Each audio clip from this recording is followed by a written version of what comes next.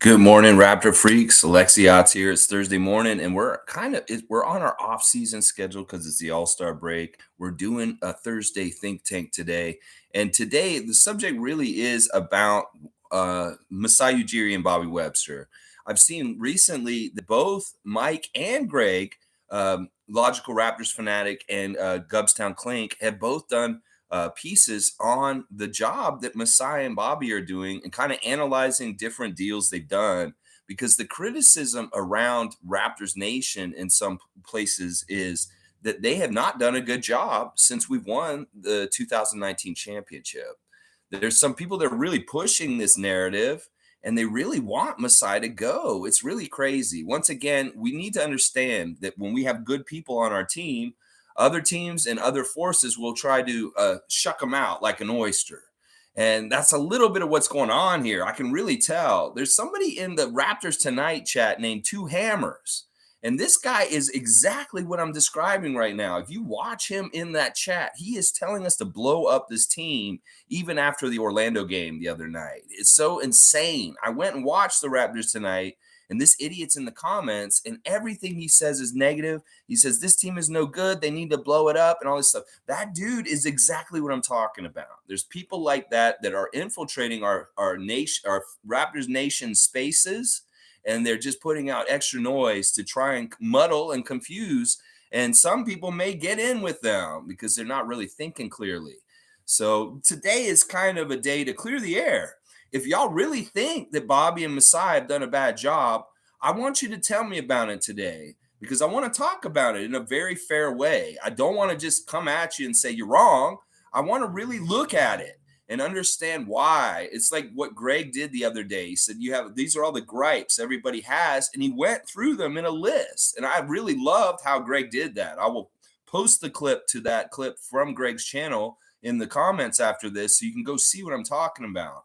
Because in some ways, I want to do what Mike and Greg have done in the last week, but in my own format is what I'm trying to do today. So this is very interactive.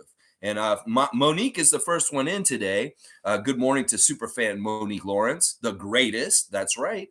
Good morning, everyone. The discussion everyone's been waiting for. And I'll be the first to say it, but trust in Masai. But somehow fans always want to go for his head. 2 words, Poetle power. This is the thing. It's like, all right, listen, maybe Raptor fans get upset because he doesn't do moves all the time. Maybe because he doesn't do it when they say. It's like, he said jump. You're not jumping, Masai. Why aren't you jumping, Masai? We said jump. Make a move. That's not how it works, Raptor fans or not Raptor fans, people in Raptors Nation. It is very calculated. It is very smart. It is something that he does. He does moves all the time, and he doesn't fuck up. That's the thing. He makes very brilliant, good moves in accordance with Bobby Webster. And the Poetle move is a very big symbol of this. I don't think anybody really fully understands the impact that Poetle is going to have on our team in the next 2 years. That the insiders, the NBA people, the people that really know the nuts and bolts of rosters and movement in this league do understand that Poetle coming back to the Toronto is very much a big move on the down low that nobody's going to pay attention to. Seriously, this is a huge move, and it's going to very much change our team into being one of the top 5 Eastern Conference teams for the rest of this league, this summer, this season, and then into next year. We're going to be up there for sure because we got a center finally. Also, Monique is saying Raptors fans want to see the Bulls keep losing. It's the great spread for me in the standings. Great stuff in the full episode of Hustle Play. Real recognizes real. Too much in there. W. Yes. Great podcast. Hustle Play podcast with Rico Hines and Chris Boucher and Mike Roach. Really, really love the candidness. I really love the questions. There was stuff that was asked about other players, stuff that was talked about how Chris and Rico met, and how Chris didn't really like Rico at first because he was a referee and out there, and he didn't like how he's calling things for him. And he learned how to appreciate Rico for who he is and just how honest and genuine and pure is the word that Rico kept using yesterday when I watched the podcast. He really believes in being a pure person. And if you're that pure person in your private life, in your professional life, the same thing, everybody knows what they expect from you, and you won't be changing or flaky or weird. Like maybe one day you get up and you're pissed off and your attitude's a little more different. Nah, this is the thing.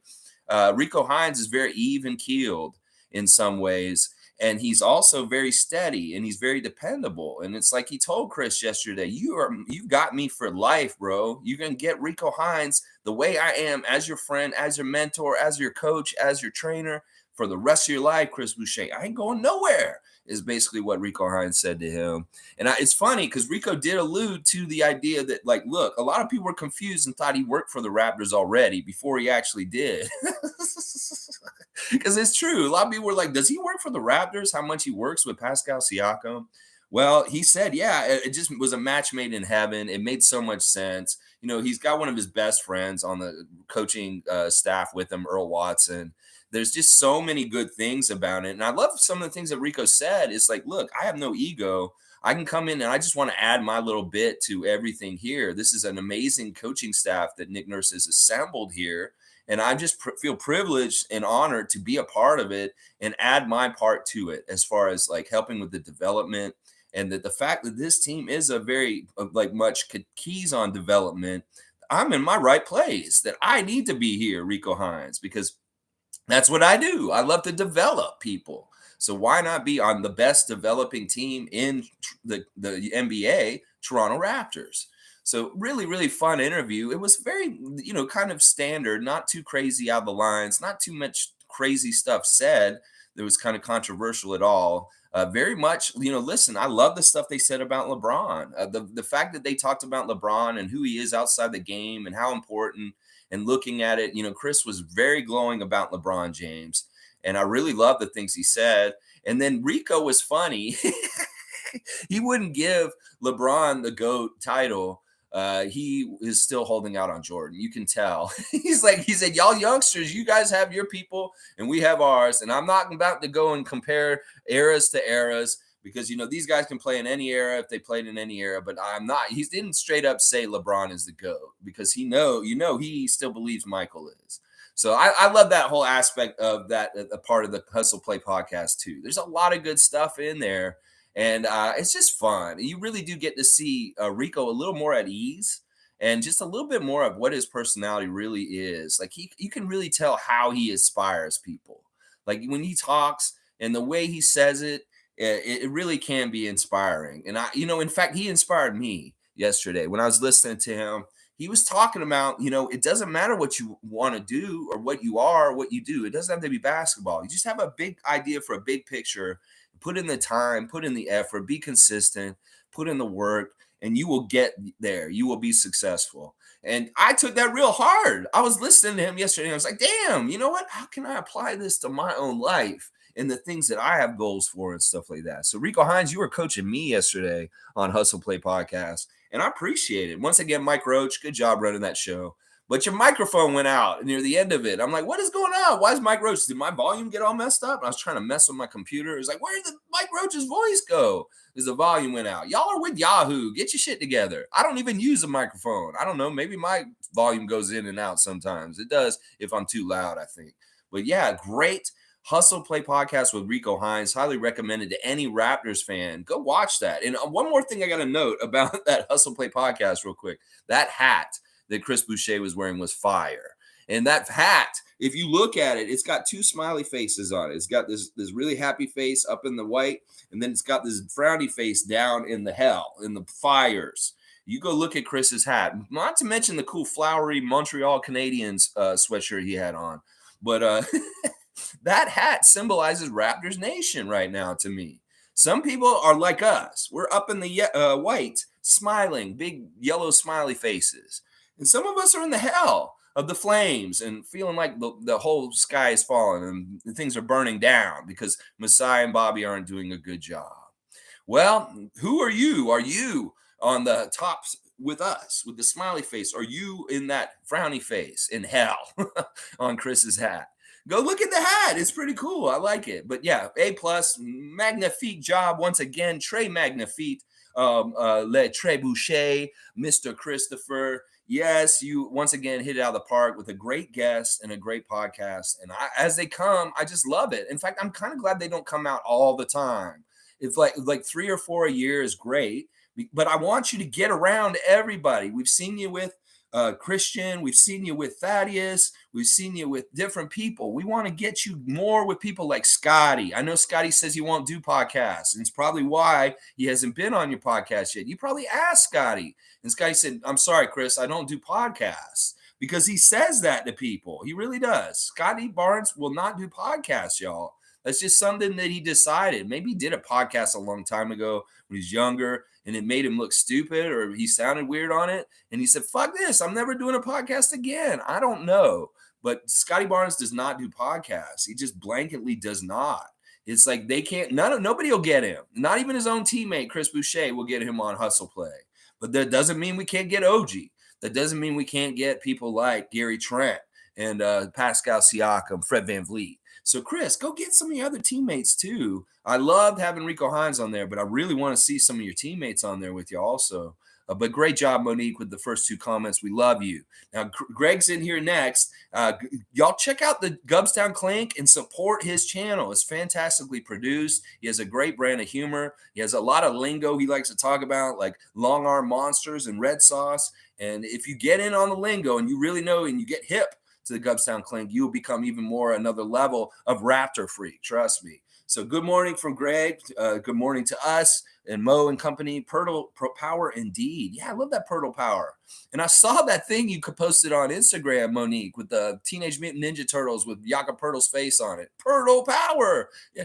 I'm gonna have to figure out how to sing the song. Jakob Poetle Power, Jakob Poetle Power, Jakob Poetle Power. Heroes in the lane, Poetle Power. Heroes in the lane, Poetle Power. I think that's pretty good. Greg. All right, now Greg's saying, what day of the week should we peer pressure Lex to set up a weekly call-in show? All right, Greg, you had just spawned a big new idea for this channel for me. I think we might do this, honestly. Now, listen, some of y'all are more in an inner circle with me because you're in my Facebook chat on Facebook. I might release my phone number on there and we can have special certain Raptor freaks call in and we'll do a call on the speakerphone, Greg. So how about that? Maybe we will set this up and you'll be able to call me on the show very soon. I'll put that number on there one day when I've decided to do this format. I thought about doing it today, but I think it may be a little too soon. But yeah, I like this idea and it's all about it. I know that the chat is interactive, but in some ways it's the back and forth that can be really gold. And I'm interested in this idea, Greg, and maybe we will do it. I'm gonna have to turn up my phone real high and put it real close to the speakers so y'all can hear the phone talking to me. So maybe we'll have a little discussion, Greg and I, over the show on the phone. That'd be cool. David S. is here. Good to see David Saborin. He is saying Thursday Think Tank seems appropriate, don't you think? Yeah, I think so too. You know, one of the ways I want to do this is I'm going to go and look on Twitter. And I'm going to look at the hashtag Masai Ujiri, and I'm going to go see what people are saying about Masai right now currently. Let's do that right now, actually, since I already said it. All right, let's see. First we go and we see this is this guy. All right, first of all, this guy's handle is so wrong right away. It says Edward Rogers was right. Who the fuck makes a Twitter just to make that their title? Obviously know that this person has a bent against Masai Ujiri. Now, he posted last night at 16 hours ago. They go to the basement of the league till Masai Ujiri is fired. Oh my God. Like, seriously, doesn't this sound like somebody who's got some sort of pay? Maybe it's Ted Rogers himself. Maybe it is somebody in the Rogers company who is working for Ted Rogers very closely. It could be his personal secretary or one of his assistants. It's like, oh, we got to sue Masai online. Because this is crazy. This handle is Ted Rogers is right, first of all. And then they're saying they go to the basement of the league until Masai Ujiri is fired. Well, I'll take that bet with you, Ed Rogers or whatever the fuck. I'll bet you right now we ain't going nowhere into the basement. We're on our way up. And if you think we're about to sue her out and get to the bottom, you're fucking crazy. And I will argue this every single time. All right, here we go. The next one says, intellectual dark weeb, I would like to apologize to Masai Ujiri. I will never doubt you again. Now, this is after the Jakob Poeltle stat line from the other night. See, this person may have been negative towards Masai Ujiri, but they've come around and they said, holy crap, I will never doubt you again. So see, that's the way it should be like that. That's the way it should be. And this guy's saying Masai Ujiri always knew that Yaka Poetle is him. They've got the clip of Game of Zones here with when we traded those guys and got Kawhi. It's a really funny clip. If you guys have never seen it, it's basically like Kawhi's coming out of the woods and he's an ice warrior from the San Antonio Spurs because they were the White Walkers from the North, the Spurs team in the whole story. And we're trading DeMar and Poetle for Kawhi, and Masai comes out and he has a speech. And DeMar's traded, and then Poeltle's in the egg or something, and it's weird, and he can't get out of the egg. And he's like, "Oh, help me, get me out." It's a really weird episode, but I love it. I love it. It's a funny episode, and it does kind of symbolize what happens. They're like sacrifices for to get Kawhi. Hilarious, hilarious, hilarious. All right, Joshua is saying on the I guess this was the day after Valentine's. He wants Masai Ujiri in front of me now. Why, Joshua? What do you want to say to Masai Ujiri? Do you want to say thank you, or do you want to try and cuss him out? Because I'm gonna tell you right now, this ain't right. This ain't right. You treat the man with respect. He's doing a good job. All right, here, this guy's mad at Masai because he's saying that Masai could have had Desmond Bane over Malachi Flynn in the draft. I think that's technically true, that when we drafted Malachi, Desmond Bane was available. Well, woulda, coulda, shoulda. We can't hit them all out of the park. And in some ways, Malachi being the little shooter baller guy that he is, I can't look at that in hindsight and say that's an absolute fail. I mean, sure, okay, it would be nice to have Desmond Bane, but they did what they wanted to do. And it's like you can't just say because guys get drafted after guys that we fucked up. If you did that, every GM in this whole entire league would be a fuck up because it happens to everybody. It happens all the time. I've always hated this argument from fans that, oh, you should have picked this person because they got picked two spots afterwards. Well, how many people do you think fucking says that about Pascal Siakam? How many people do you think are going to say this about Christian Coloco in the future? So in some ways, it's like, yeah, you pick and choose. And we don't know whether Desmond Bane fit the Raptor profile when he got interviewed. It could very well be he came in and he had some sort of personality thing about him. And Masai's like, yeah, I don't like Bane. And then he's like, get Malachi. There's all kinds of different things that get factored in when you become a Raptor. It's not exactly the same as becoming a Celtic or a Knick or a Clipper. That we have kind of standards in some ways about who we let on our team in the first place. So, and I'm not saying that Desmond Bane wouldn't fit that. I don't know what they assessed with him or not, but they could very well be that when they did do the pre-draft combine stuff. And you also got to remember when Malachi was drafted, that was a very confusing offseason after all the pandemic shit. It was very shortened and quick. So I don't know. I mean, that's the thing. They're looking for a character fit, not just a great player fit. And maybe that Malachi was just a home run in a couple different ways in their mind compared to Bane at that time before they came in. So that's an interesting thing to me. All right, Mike's here. Salute the real ones. Project Truth always is going to be interesting today. I would like for everyone to keep in mind they are people and not perfect. So there's going to be mistakes. If it's you, you learn from them. Exactly. We can say this both ways, Mike. In fact, when I was reading your comment, I thought you were telling us to be kind to the Masai haters because they are people also. And that they're not perfect either. But I know you're talking about Masai Ujiri and Bobby Webster. That, yeah, listen, these guys aren't going to be perfect all the time. And in some ways, just like a player has a shooting percentage in his field goals, well, the Raptors front office has a shooting percentage on how often they make good deals and make good decisions.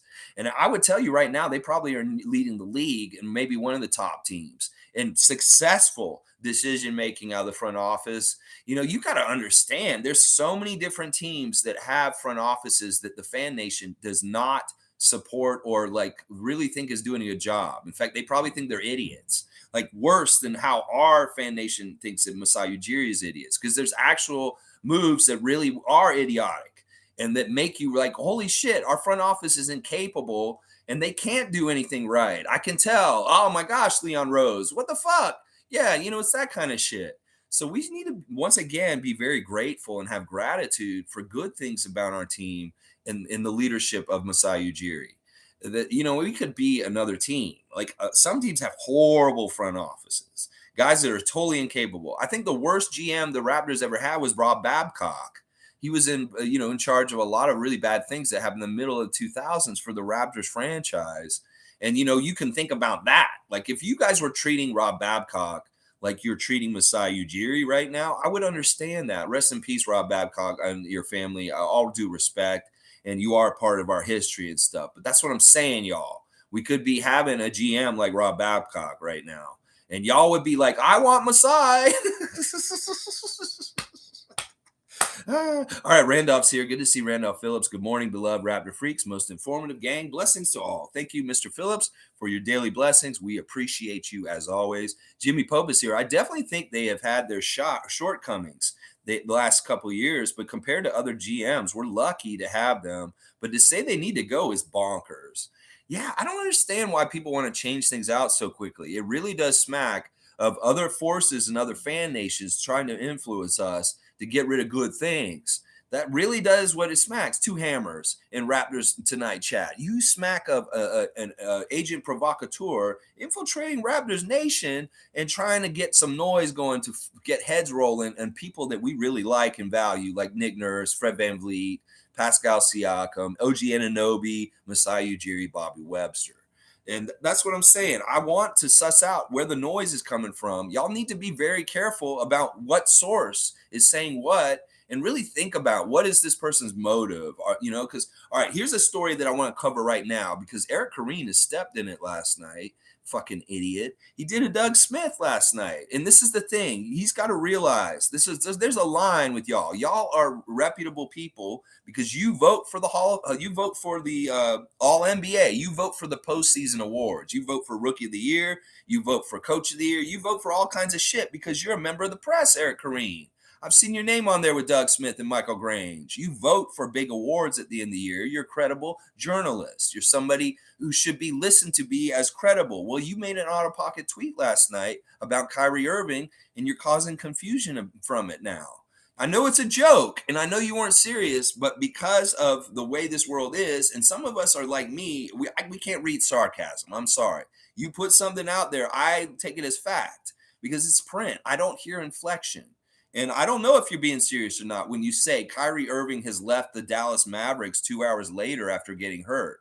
Now, some people say, well, that's just silly. That's funny. But it is within the realm of possibility because it's Kyrie.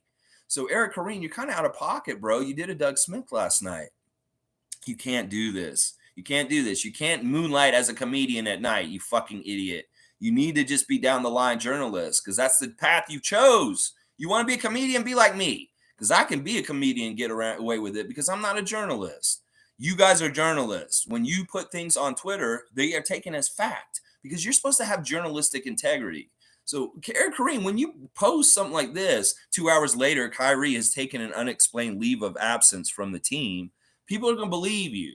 And you are not telling the truth. And plus, y'all are already making Kyrie look all kinds of crazy in the media these days with New Yorker articles and painting a picture of him and stuff like that. Just leave the man alone. Just let the man try and continue with his career. It really is kind of messed up how y'all witch hunt him to a degree. I mean, listen, I don't like a lot of his outside stuff that he talks about, but still, to a degree, the way the press treats Kyrie is kind of fucked up, and they need to chill out. And Eric Kareen, your little joke last night is a symptom of all that. People are going to see your tweet and think you're being serious. And that's not fair to Kyrie. It's not fair to Dallas. And it's just not fair to NBA players in general or fans because you're lying to us in a joke. And we don't like that. So fuck you, Eric Kareen. You're like plummeting in my stock too. I had more respect for you a week ago, just like Will Lou. And now I'm losing respect for both you and Will Lou this week. And that's too bad because I used to really like you guys. And it's sad to see how stupid you guys are because you're putting out bad information and making snarky jokes. Yeah, really bad. Cool Cat's here. Good morning, Raptor crew. We are 9th in the East. We're climbing, baby. That's right. We're on our way up. We're on our way up, and there are signs that teams on top of us are going to be faltering. Atlanta is not that good. We should be above Atlanta soon enough. New York, I've never had faith in New York this whole season. When we play them, we kick their ass, and when we play them again before the end of the season, I think we're done with them, actually. Either way, New York will be below us by the end of this, and I'm pretty sure the Brooklyn Nets will also. Now, they're pulling off strange wins. Last night, Mikal Bridges had a big, big game. His career-high game is like 45 points, fantastic game, and they won. But I don't expect them to win consistently. They really are a ragmatag, thrown together group that is just learning, and some of it is just nice chemistry because of the honeymoon. But they're going to find problems. They're not going to be able to go for the whole 20 games left in a winning clip. They're going to lose a lot of games. So I fully expect the Nets to switch places with us. Honestly, that's what I think is going to happen. That they'll be in the play-in right around where we are in the 9th spot by the end of the year, and we're going to be up there with them where they are in either the 5th or 6th spot. Because this is the thing, we're going to have upward inertia. We're going to go up because we got Poetle, and they're going to all start to falter and fall even more. Atlanta has already started doing it. The Nets are going to have already started doing it. And the Knicks are very kind of doing it already, but they're going to do it even more. So those 3 teams, we're going to get above before the 20 games of the season are over. Mark my words right now. Yeah, that's what's going to happen. Logical saying the Rico pure attitude is exactly what Masai is trying to have with all of his coaching staff. It's important the players trust the coaches and the pureness of things increases good results faster. It really is anti-toxic. The word pure is the opposite of toxic. And the Raptors organization has a transparency within it that's not, we don't get to see because it's proprietary and secret within it. But there's very much a relationship between the coaches, the management, and the players of open communication and honesty, that everybody's on the same page. Now, if they have that kind of transparency and really keeping open lines and knowing what everybody's on the same page, wouldn't it make sense that a lot of these players kind of already know what they're doing with their contracts coming up? That Masai and Bobby can talk to these guys about money and kind of trying to figure things out a little early and working with them. And that, some of the questions about Fred and Gary and Jakob, they may be already figured out inside the organization, and we don't know that yet. That's why everybody freaks out about the salary cap and the luxury tax this summer. Well, they have a plan, and they're probably all working it out and getting it all figured out to the money of how it's going to work. And that to not like blindside anybody, they keep everybody kind of in the know. And they may say stuff to like Fred. Fred's more likely to get a very honest, open opinion about what's going to happen from Masai than Gary possibly, because he's been around longer and he has more trust. And it may be that Gary's more of a question mark just because of the nature of his free agency this summer and what could possibly happen. This is all signaled sometimes in the press conferences when Masai mentions everybody else except for Gary. And everybody reads into it. Well, the way I read into it is that he's more established with these other guys and bonded, but in some ways, Gary's trying to get in that group, and I could see it happening. I think that in some ways, the play of Gary Trent Jr. this season has ingratiated him to become one of these like protected and coveted players on our team, just like Masai says, OG, Pascal, Gary, and now in that list with Scotty and Freddie also. So it's very interesting, that kind of stuff. Let's see. All right. The pureness versus toxic is important. And that's what I'm saying. They want a pure team. They don't want a lot of the same problems other teams run into with toxic in different levels between different parts of the team, like management, the players, and the coaches. It all has to be pure and no problem. And even with Nick Nurse at the beginning of the year saying, one of the things I really pay attention to with my coaches is the energy they give the players. Is it negative or positive? They should be giving good energy, good positive feelings to the players and not sulking them or bringing them down or guilting them or doing stuff like that. They have to have a technique that builds and not destroys. And the energy off of everybody in the organization needs to be good energy, positive energy. And that Nick is stressing that. And if a coach doesn't have the good energy, he doesn't want him around the team. He's already said that. Raymond Jacobs saying, will Rico Hines help Poetle with his threes? Like I said this last week, I don't want Poetle to shoot the threes. It doesn't make any sense. But this is the crazy thing I heard from Nick Nurse in this press conference. I think it was either yesterday. It was one of his recent ones since he returned. That he alluded to the fact that he may try and get Poetle to start shooting threes. He said, you haven't seen it yet. And I'm like, what the fuck are you saying, Nick? This man can't shoot a free throw, let alone a three. Come on now. Let's keep it within reason. We got to know what he's good at and what he isn't. And I don't know if putting Poetle out the three and trying to develop a three-point shot is smart. The garbage men are coming through. Sorry. So I don't know. We'll have to see. But Nick did say that, maybe you will see him shoot threes soon. It's crazy. Mike's saying, laugh my fucking ass off. I was watching the movie Last Castle, and James Gandolfini, the Warren, wait, what? Has a line in the movie, stop the trebuchet. For real. Hilarious. Stop the trebuchet. That's funny. Good stuff, Mike. All right, Tom Duke is saying, all right, it jumped. Hang on. La la la la la la la. Tom Duke saying, accept the ebbs and flows of life. We must embrace it or deal with it all, good and bad. Controlling things when we can, trusting, relying on a few that have earned it to advise, no one else. I love the call-in idea. Cool. Tom likes it. Tom's already got my phone number. In fact, Tom could call me right now if you want. Tom, do you want to call me and be the first call in? Since Tom's got my phone number, maybe we'll do that. Tom, I don't know. Time it at some point. If my phone rings and it's Tom's phone number, I'm going to pick it up and we'll have Tom talk to me on the phone real quick today. How about that?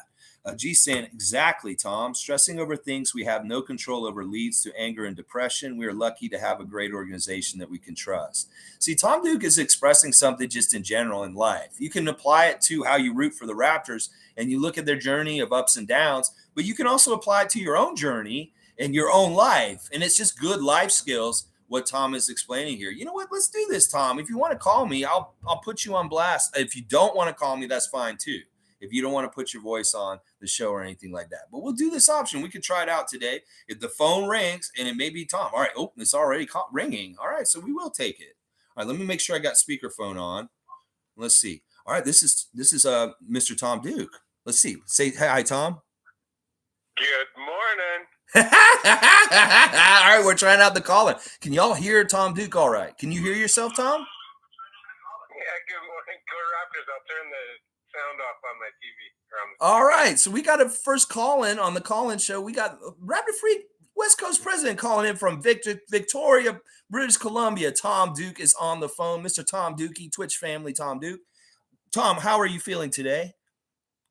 You know what? I've got still a bit of a headache from that little bout of vertigo. I won't go into it, but yeah, I'm always here for you guys. We appreciate you, Tom. You are a rock in the Raptor Freak Nation. We love you, and I'm glad to hear that you are feeling better and better as this week goes on. We were worried about you earlier this week when you said you were sick, and when I knew you weren't divvying up the chapters, like, man, he must be sick because he probably really got to just take the time to take it easy. Well, I'm glad to hear you're on the mend from the vertigo. So, Tom, how do you feel? Let's hear it straight from the horse's mouth. Can you tell me exactly how you feel about Bobby Webster and Masai Ujiri in the front office and the job that they have done since the 2019 Raptors NBA championship? I've never really thrown myself into anything like I have into this, into your channel and just being a Raptors fan because of our front office and the way our Raptors organization deals with their players and everything. Just the whole culture is what is so appealing to me and keeps me fired up about Raps.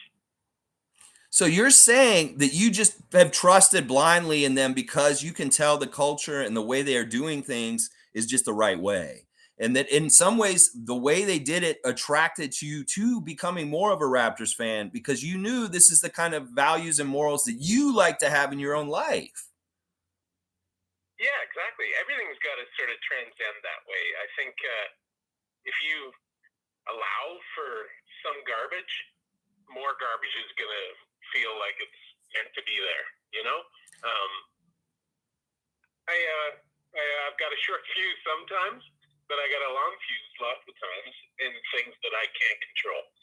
So I see some stuff and I just get spun up and sort of clam up. But some things I just can't keep my mouth shut, as you guys all know. Yeah. Well, you have been very much a Project Truth warrior in very many social media spaces as far as just being outspoken to stand with what we believe here on Raptor Freak Nation as far as being a positive fan and not being denigrative and having problems and stuff like that. We really do appreciate you, Tom, for that. One of the most important things anybody in their life can understand is what they can and cannot control. It's a huge part of what keeps me sober and away from alcohol. And the fact that you, Tom, you learn that more and more as you've gotten older, it just makes your life happier. Because when you understand something you cannot control and you can't do anything about, you absolve yourself of the responsibility in some ways, and it's easier for you to let go. And I appreciate you, Tom, for your progress in like understanding this more and more. And I know that personality because I've been that guy too. When I was younger, I wanted to fix the world and change everything, but you can't do it all. And some point, you have to just say, I cannot control this. And you just got to let it go. Tom, I really appreciate you. Go ahead. No, I was just going to say, like, I don't want to make this about me at all, but I think you guys all understand. Like, I've run a business for 20 years, and if I treated people the way these people want to be treating our front office and whatnot, I wouldn't have anyone that would want to work for me or do anything for me, you know? Yeah. And so respect goes from top to bottom. You know, that goes from the guy that's selling peanuts to the CEO. Masai Ujiri. Yeah. You know, you got to treat everyone with respect. Yeah. And, or you're not getting it back, right? And so why the F would Masai want to be here or any of these players if we keep treating them like that, you know? Yeah. Well, I mean, like I said, I don't worry about how much they listen to us because honestly, we're nobodies. I think that's true, but you know, noise gets pretty loud. Yeah. And yeah. But listen, you're exactly right. And this is important. This is why a lot of employers these days don't have employees because they don't value them and treat them right like you do with your employees.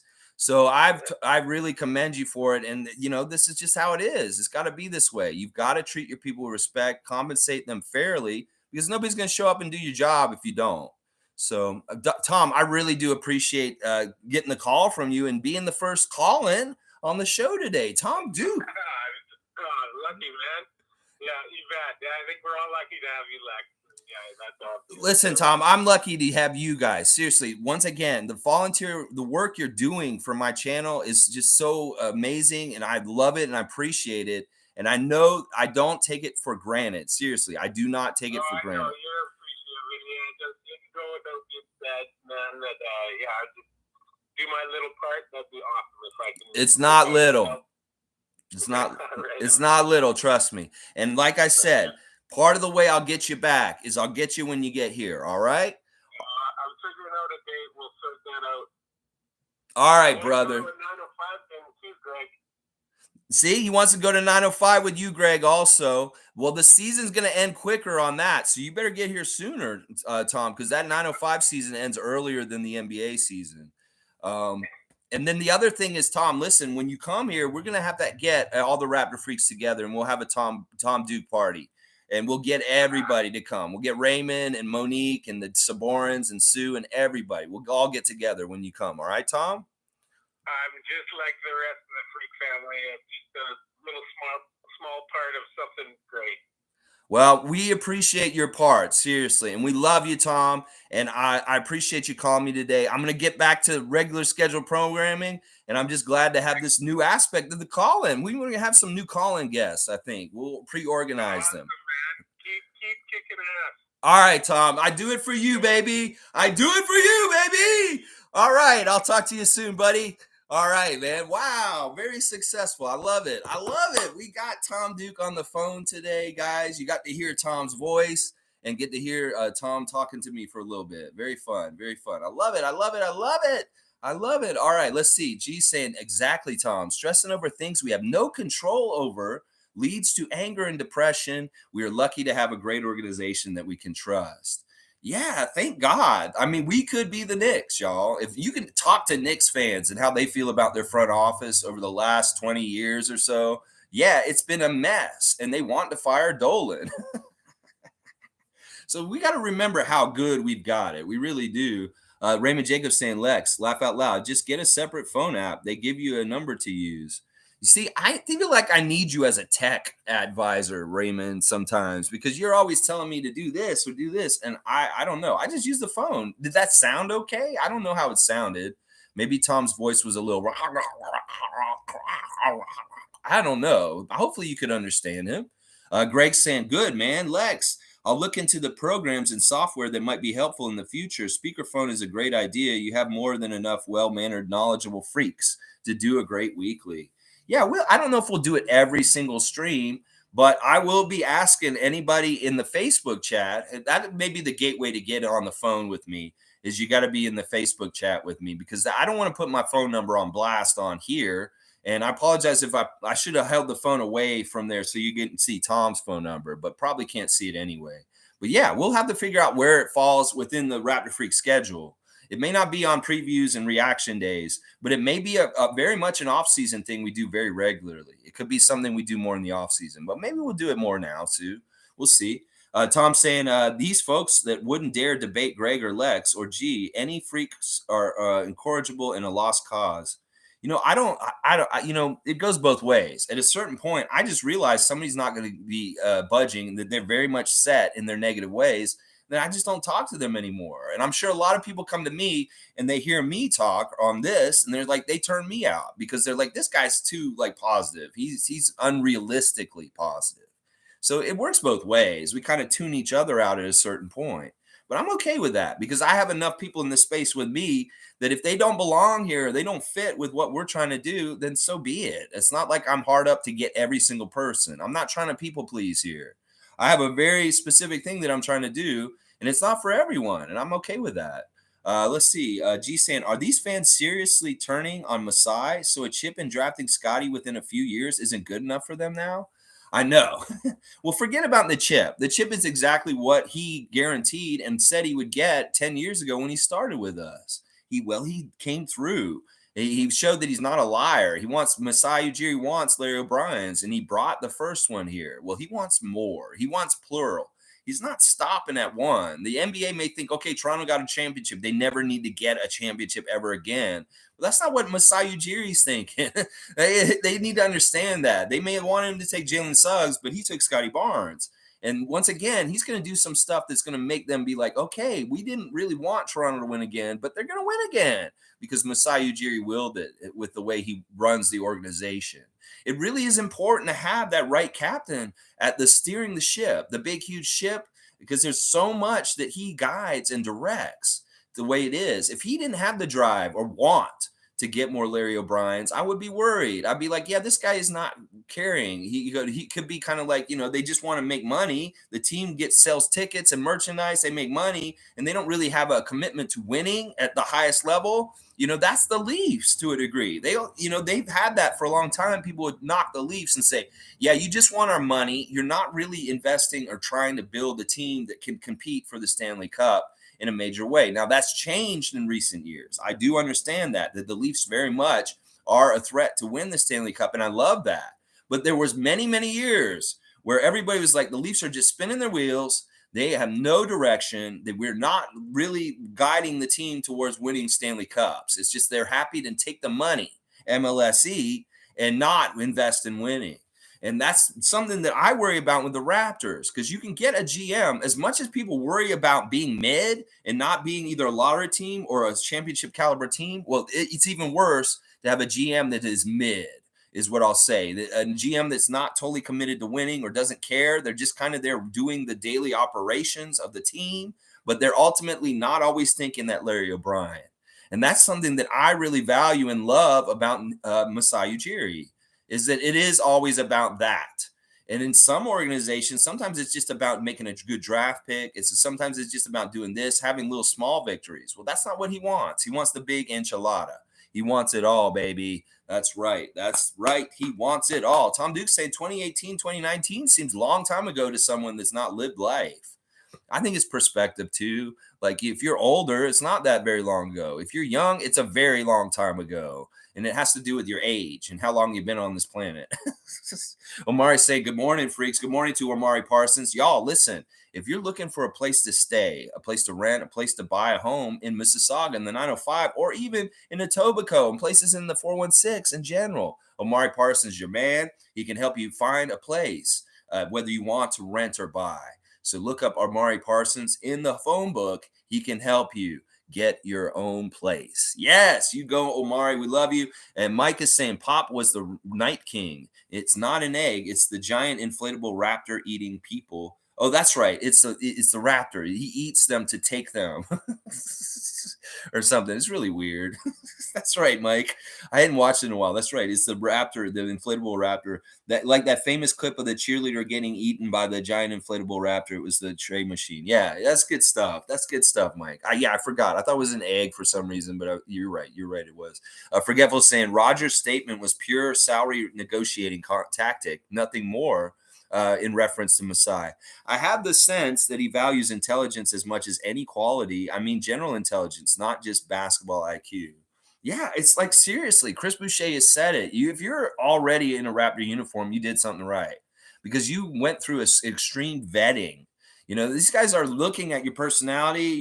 They're looking at how smart you are. They're looking at how teachable you are. They're looking about your aptitude as far as like understanding and comprehending quickly. They're looking at all kinds of stuff besides the physical talents, the physical gifts, the possibilities with that. It's like you got to have the whole package. And I think that people like OG and Scotty kind of incorporate or show that, or even before Pascal and Fred, those are long shots. But they were something about Fred and his intelligence and his will that was really attractive to them, that made them give him a flyer to get on the G League and put him in that situation and get the path that he had. That's what I'm saying. There's something in these players that you have to have, and that may be the difference between a Jalen Suggs and a Scotty Barnes. Maybe the difference between a Desmond Bain and a Malachi Flynn that we don't totally understand. It may be that Malachi's way more teachable than Desmond, but Desmond's a more talented guy and he's maybe further along. But they thought that Malachi was better for the fit of the culture. Desmond's got a sharp edge. In some ways, we want that, but that's what I'm saying. And I think that this is very, very true. All right, let's keep going. David's saying, where is the call-in link? This is an awesome idea. Let's do it, Lex. Well, David, I will definitely put you on the list to get the call. I know that you have my number too. So we could do this. Actually, David's got my number. David, you want to call me right now? You can call me right now. We'll get some call-ins here. It's the Think Tank. Let's hear it straight from the voices. David Saborin has my phone number already. You can call me right now, David. I'll put you on the air. If you want to be the next one, you want to do this right now. You don't need a link. Just call me on the phone, brother. You got my number. I'm pretty sure you do. I gave it to you that one time I saw you, didn't I? So if the phone rings again, it'll be David this time. We'll talk to David Saborin next. Why not? Yeah, we got to get Lex to 1,000 subs. Thanks, Tom. You guys put me on blast. I'm so horrible at promoting myself. I'm trying, but I don't really care. In some ways, I just care about doing the channel, and all the promotion stuff I should probably do more.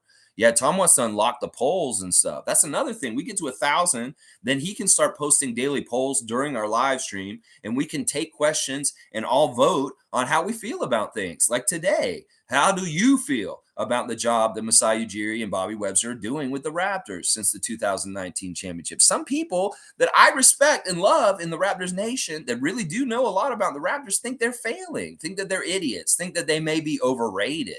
That's one thing I've been hearing. Are they overrated? Are Masai Ujiri and Bobby Webster overrated? Do they actually come through with the goods like their persona and their reputation precedes them? Are they really fulfilling on these promises of who they are at this point? If that phone rings, it's David Saborin. I will pick it up. I'm telling you, David, you want to call me? You can call me. You got my phone number. Either you or Peter does. I know Peter's got the number if you don't. So maybe get Peter Saborin to call me. So I don't know. All right, let's see. Greg saying, G, I saw you get kicked out of the chat the other night, rolling on the floor laughing. I was pissing myself. Dude is so rattled. Well said, Tom. One Larry in franchise history is a win. You don't ever talk about, was it worth it? Listen, once you give them something, they want more. It really is kind of like what they said. It's like, what have you done for me lately? It was very interesting, Rico Hines and Chris Boucher talking about Russell Westbrook yesterday on the Hustle Play podcast.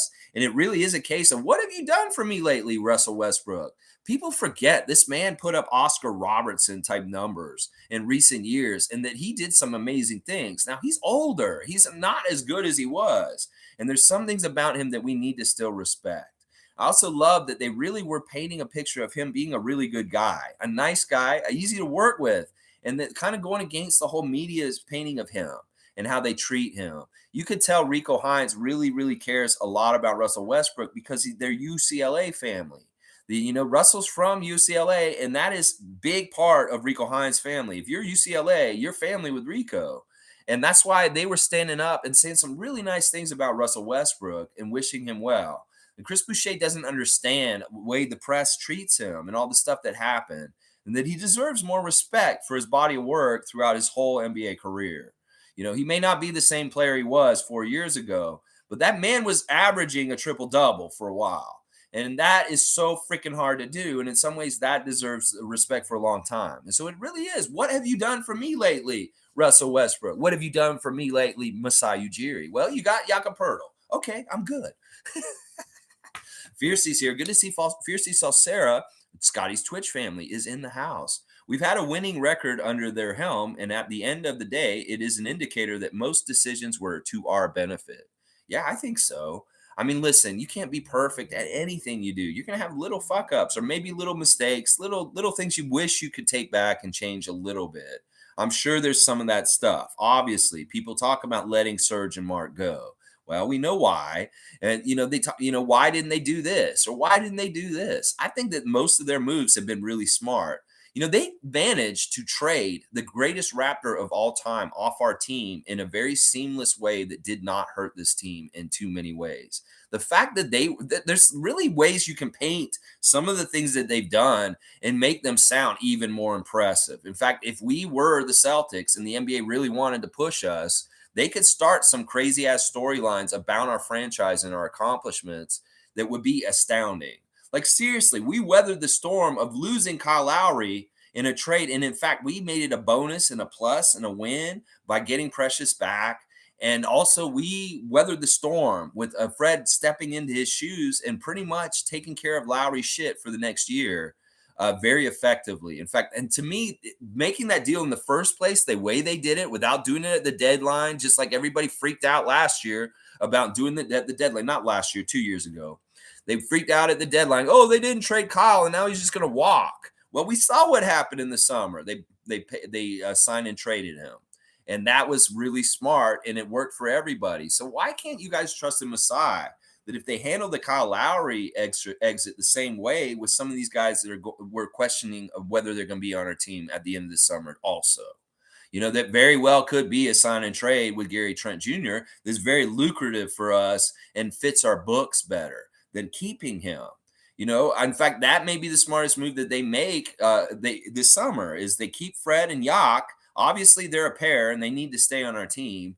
And they sign and trade Gary Trent, and they get a really good shooter that can kind of replace him, not maybe exactly as good, and then they get some room in their cap. There's all kinds of different ways they could do this summer that I trust them. And the way they did the Kyle Lowry trade could be very similar to what they do this year. And that's what people need to let them do their damn job and be pleasantly surprised when they hit it out of the park by reacquiring somebody like Jakob Poetle. So, yeah, I'm with you, Fiercey. And it's at the end of the day, listen, they've been successful. The numbers on the standings and our record and our winning shows that these guys have been successful for the last 10 years. Masai Ujiri brought winning to Toronto. I thanked him in person when I met him. I said, thank you for making this team a good team again, because he really did. And it stayed a good team. It really has. Raps Love is here. Love to see Raps Love. Always have love for the Raps, and we have love for Raps Love. I'm so happy that they decided to be patient with this group instead of tearing it up for useless draft picks. That would have been so short-sighted. You don't want to destroy in this world. You want to create. You want to build. And sometimes, people don't understand. You're creating something. It grows, and it gets bigger and gets better. And sometimes the time invested in that thing makes it even better because you took time, you crafted it. When you throw things together hastily at the last second, that usually doesn't go too well. You really want to have something that you've been working on, if it's a project, for a long time, and just trying to improve on it. You don't want to scrap the whole thing and get rid of all the work you've already did. And that's what a lot of these negative forces and not good Raptor fans, not good Raptors Nation people, in fact, they're probably people from other nations acting like they are, want us to blow it up because they know blowing it up will make us have to start all over. And they don't have to worry about us for a few years. Fuck that. We want the rest of the NBA to fear us and worry about the Raptors coming to seize the ball from them and steals and turnovers and getting the ball jammed on them the other end. We don't want to go back to being a nothing team, starting all over. And that's what these people are saying when they say, blow it up, blow it up. They don't even understand that. They're idiots. And that's why I'm so glad also, Raps Love, that our front office is patient and they understand when they have a good thing and they don't just like get rid of it because it's not totally working exactly right. This is the thing. You can have a good team and it's not functioning properly, and it has nothing to do with conflict or problems or anything like that. It's just that it's not totally working, and there's a little kink you got to work out, and then boom, everything's smooth. In fact, in the last 3 games, I would say things look a lot more smoother since Poetle put on that Raptors red again. So I think that a lot of our functional problems are gone just because this Austrian guy's playing for us again. So, and the patience pays off when you get around the corner and you go through the adversity and you get to the good stuff again. Mike's saying the Knicks gave a first for Reddish and never really played him, just traded him to another team, and people are thinking getting Thad in second wasn't a good move, even though we got our guy Kanono.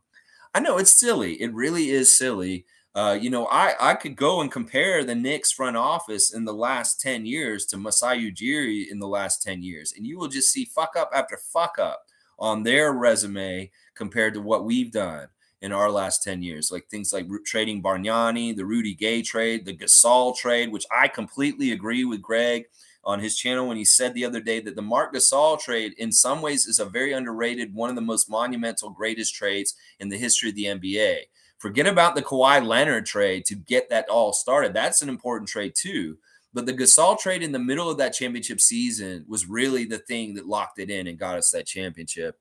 And it was a masterful move. And I totally agree with Greg the way he characterizes it. And if anything alone, the Gasol trade, besides the Leonard trade, both show the masterful work that our front office does. And then let's get into the Lowry trade. Let's get into the Rudy Gay trade. Let's get into the Bargnani trade. Let's get into the Poetle trade.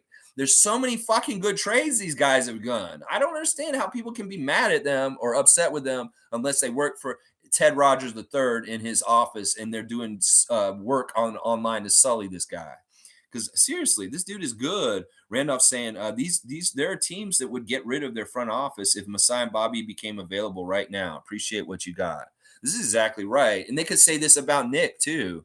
There's teams that will fire their coach tomorrow if Nick Nurse got fired by us, and they would try and get him right away. This is so true. In fact, that's one of the things I worry about with Bobby Webster. Like, if we do really not do enough at the end of the year, and there are people calling for heads, it may be Bobby's. But in some ways, I worry about that also because he could go somewhere and he could be like a GM, like Jalen Suggs, where he has a chip on his shoulder. I doubt he would do that. And I doubt he's going to get fired. But in some ways, you got to worry about that too. Just like you lose Casey or you lose a player and they get pissed off and they come back at you. I don't know. We've never really had a GM like that where we would fire a GM and then maybe he goes and GMs another team like with anger towards us. I don't know. Maybe. But I think Randolph's right. I think if we fired either one of those guys, which isn't going to happen, that they would get scooped up very quickly. Smooth's here again. Smooth Brown Man's in the house. Hey, I appreciate all positivity with your channel regarding Rob Babcock. Respectfully, he was in over his head. Never should have been a GM. The RA pick is an all-time lottery worst. The Rafael Arujo pick. Yes. Smooth Brown Man. Thank you. See, I love this because I can really tell he knows his stuff because he's given a fair shot to Rob Babcock. And this is totally true. He was way in over his head. And that's also showing like, listen, these guys, it's not like you can go and be a GM and practice, maybe on the G League level, maybe in college. But when you get to the big time, some of these guys don't have a lot of real world practice in doing the job. And it's like they're learning on the job. And that can be scary. And you really will fuck up that way.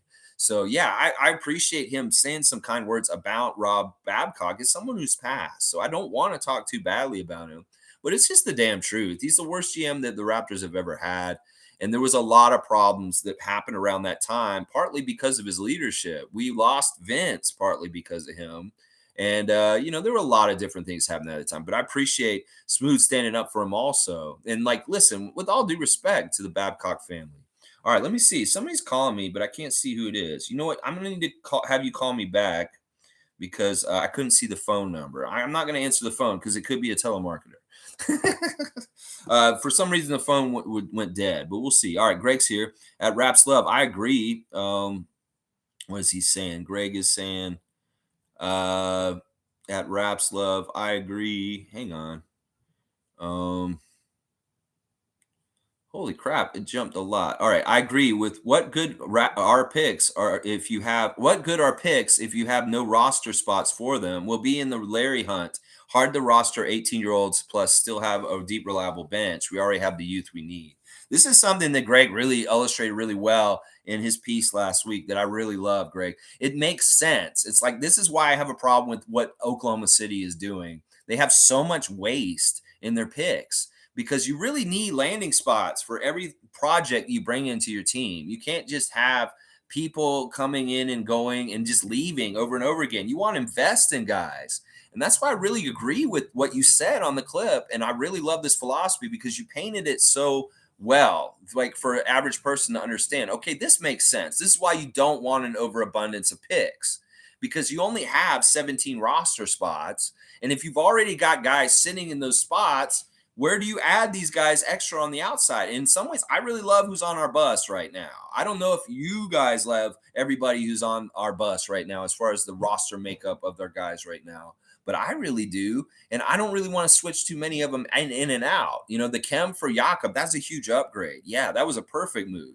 You know, maybe we do some other little small moves with some of the secondary players. But as far as the core, Scotty, OG, Fred, Pascal, Gary, these guys, I want them to stay because they are fantastic together. They are absolutely fantastic. And I appreciate Greg's piece on this and the very, very basic and very easy to get across the way that you did it, Greg. The way that you described it and explained it to everybody made it real simple. And I think that piece is very, very good. I love that piece you made last week. Honestly, the one you made last Friday.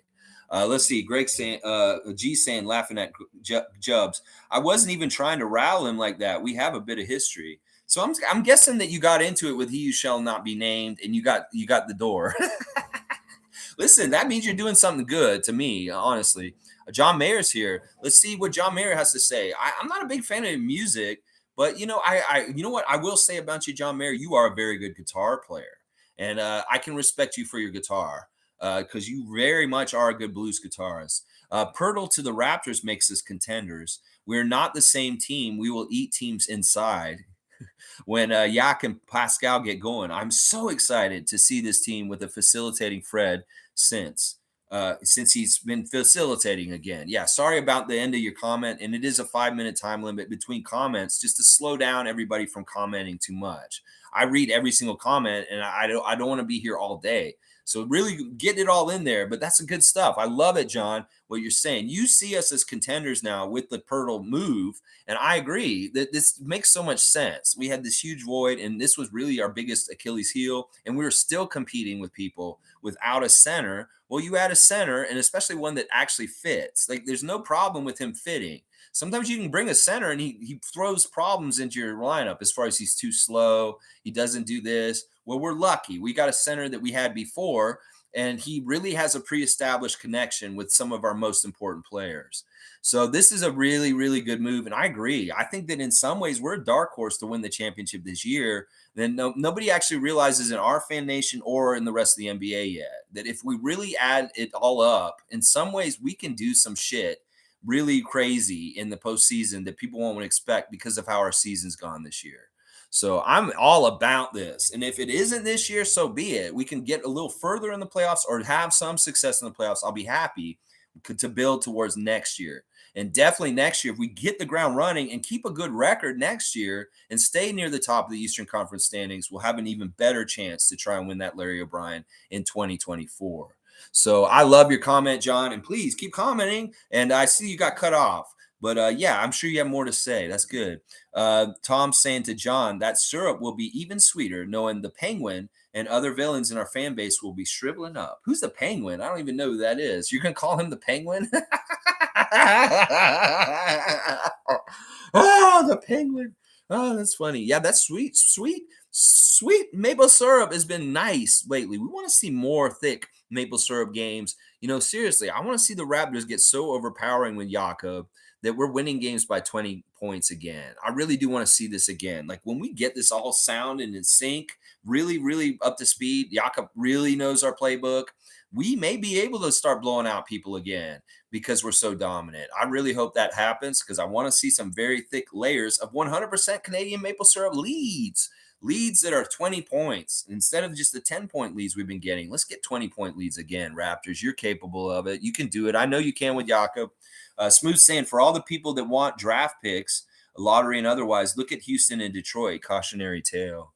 Well, that's what I'm saying. These guys are smart. They're making sure all the pieces fit. Like Greg described, you want to have landing places for your draft picks in spaces where they get the opportunity to actually succeed. In some cases, Oklahoma City, Houston, Detroit, they get so many guys, and it's such a feeding frenzy to get whatever that it's really hard for them to concentrate and develop on specific guys because the competition's so intense. There may be more infighting because there's more people you're competing with. There's not enough for everybody. So it's really maybe not building the right kind of environment for growth and development and security.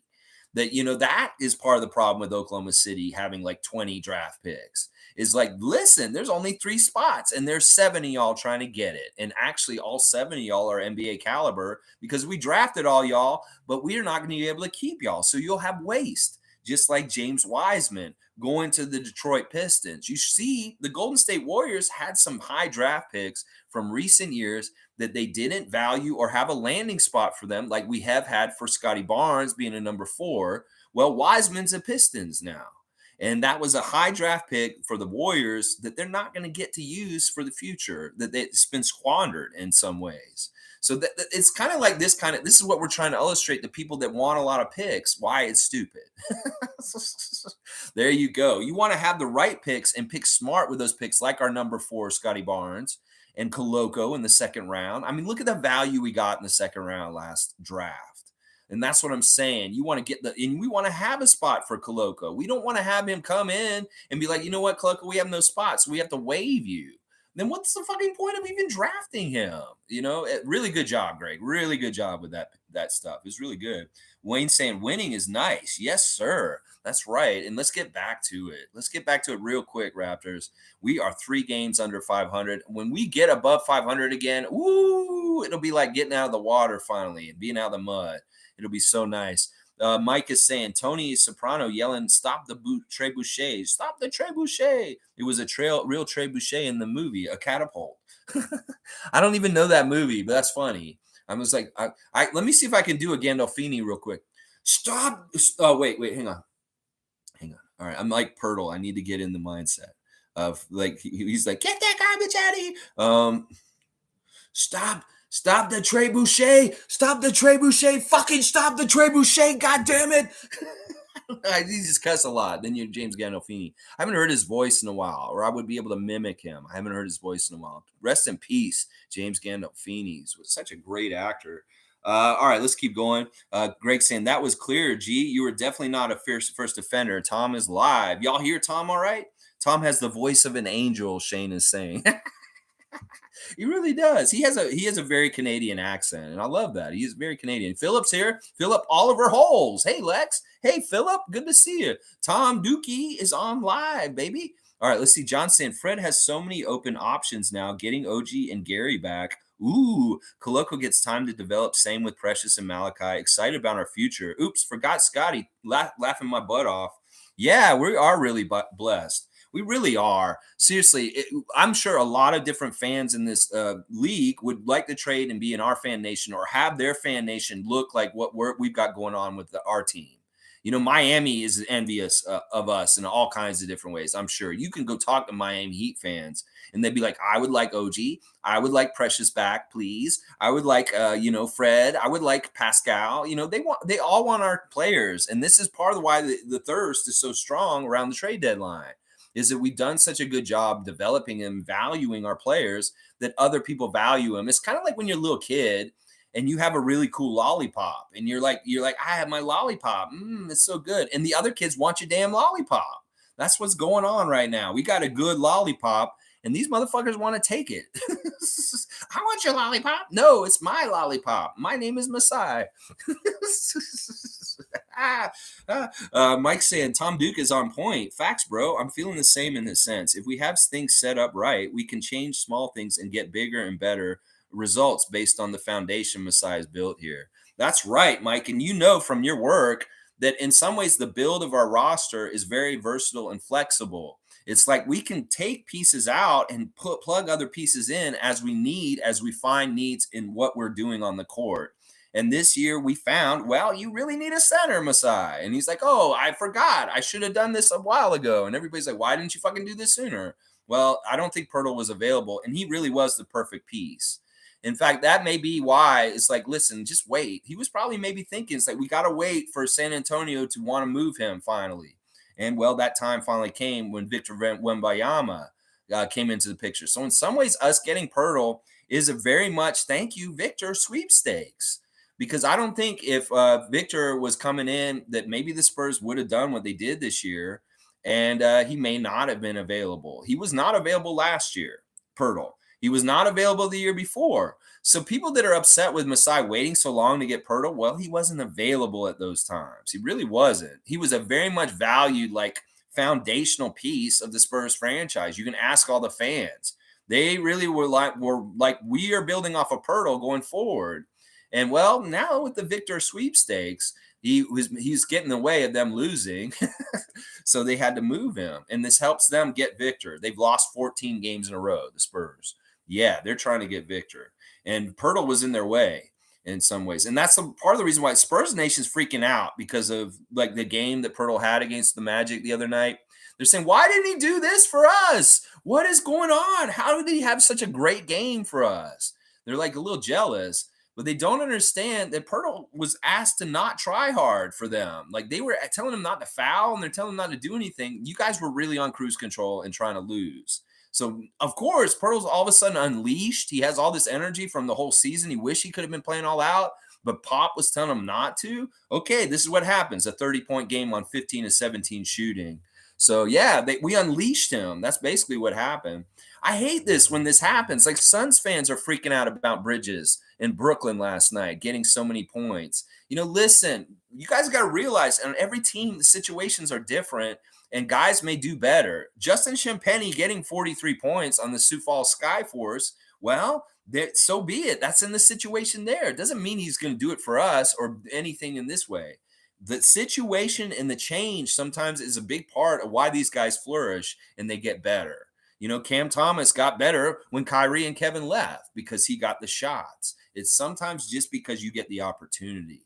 So, yeah, I'm excited about Poetle in so many different ways. And Spurs fan, do not get upset. Listen, I want y'all to realize we're an extension of y'all. And if you root for Poetle still, you can root with us. You are honorary Raptors Nation also. We love you, Spurs Nation. I'm very much a part of your nation also. I have been a fan of the Spurs since David Robinson was a rookie. And I remember people like Sean Elliott in their heyday and Terry Cummings and, all the great Spurs y'all have had over the years. Chuck Person, Vernon Maxwell, Dennis Rodman, Rod Strickland. So many greats. Johnny Moore. I can go down the list of great Spurs that I've celebrated and loved in y'all's nation. And I have been a part of y'all's nation and celebrated the championships with y'all. So listen, we are family. And if we do anything with Poetle, I want y'all to come with us and share this championship with us. Because in a lot of ways, you guys deserve a lot of credit for the love and support you showed Jakob in the time that he was in San Antonio. And we share heroes. Y'all love DeMar too. DeMar is one of our favorites too up here. So we really are family with you, Spurs Nation.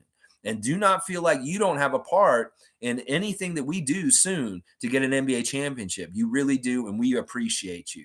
All right. I will give y'all credit. Seriously. It's so good. All right. Let's see what David's saying. Tom Duke. Agreed, Tom. I will go on another sub blitz. Getting there. All right. Cool, guys. Do whatever you can. Put me on blast. Go tell them. None of the mainstream guys want to talk about me or put my name in their mouth because they know they may start something. They want me to just be underlying in some ways. Hey, I'm going to grow the way I'm going to grow. And I don't need any of them to put me on blast. I'll get it on my own. That's right. But y'all help me if you want. I love it. All right, 100% from Ken A. Good to see Ken A., one of the original Raptor freaks, one of my favorites. Been here since the beginning. Ken A. is my guy. Seymour has got the thumbs up and the crazy face. Fiercely saying, thank you, Tom. And was that a nice clip? Y'all like hearing Tom's voice? We're going to do this more. I'm going to get all y'all on this phone eventually. Watch. Greg saying at John Mayer, that's best thing you have written since Body is in Wonderland. Your body is a wonderland. A great message about having to emanate positivity. Part of me wants to poke Penguin, and it's fun, but better to create a good vibe space. Yeah, I mean, listen, haters gonna hate, but if haters aren't in your space, then just keep it positive, keep it fun. It's only when they come in and get you involved, or you are brought into the conversation with them. Otherwise, live your life and be above it. You know, you don't need to acknowledge it. A lot of the time, you don't need to acknowledge haters or negative people or people that are around you in your daily life. You can like just kind of like, okay, I'm not going to engage with this person because they obviously have some negative problems right now. Isaac's got food for Tom Duke. Tom Duke's always feeding the refs, so Isaac's going to feed Tom Duke today. He's got bacon, an orange, a lemon, some kiwi, some cheese, some bread. He's got the tea, and it looks like sticky rice for Tom this morning. That's a very breakfast. And thank you, Isaac, for giving the food out to Tom this morning. Very good. Yeah, let's fucking go. He loves it. Vincent Lopez is here. Good to see another new name. Vincent, I'm here every morning at 9:30 talking daily Raptors subjects with Raptors fans, real fans that want the Raptors to win more championships and are not calling for people's heads. All this hit or miss on player acquisition, draft picks, etc., is ridiculous. Just NBA 2K players thinking playing season mode consecutively would make them a keyboard GM. Every team can say what ifs. I love this, Vincent. He's explaining the mindset of why some of these people think they know better than Masai because they played their video game and they made the little moves and they saw the changes in the game, and the game told them it would bring more wins if they traded this person for this person. I think you're exactly right, Vincent. I think this is a symptom of the NBA trade machine and the video games where people get to make these moves, or even our fantasy leagues. You know, I traded this person on my fantasy team and I got this bonus in stats. You know, everybody wants to just play like have power in their life because in some ways we don't feel like we have power and control in our lives. And this is part of it. Once again, you got to know where the lines are as far as what you can and can't control in your life. And when you figure out where that is, that boundary, you empower yourself because you start to suddenly realize how much you really can control. And you go and worry about that more than the stuff you can't that's occupied your time from before. And it's just a waste of time because you can't control it. So when you expedite your time and you use it more usefully when you understand what you can control. So this is a big thing. I appreciate your comment, Vincent. I think you're exactly right. Those 2K23 kids need to chill out. That's what they need to do. They really do. Omari's saying Tom was pretty clear. Okay, good. Thanks for the feedback, Omari. And there was no feedback other than when he had his volume up. That's just like on the old radio shows. I'm sorry, turn your radio down. We're trying to talk. We heard the feedback. Yeah, that always happens. Phenomena on a call-in show. Let's see.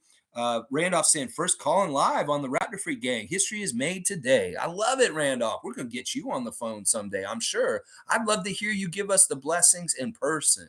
This will be a fun little thing. Let's get to know the Raptor Freaks' voices on the phone, and it'll be fun. Tom's the first one for sure.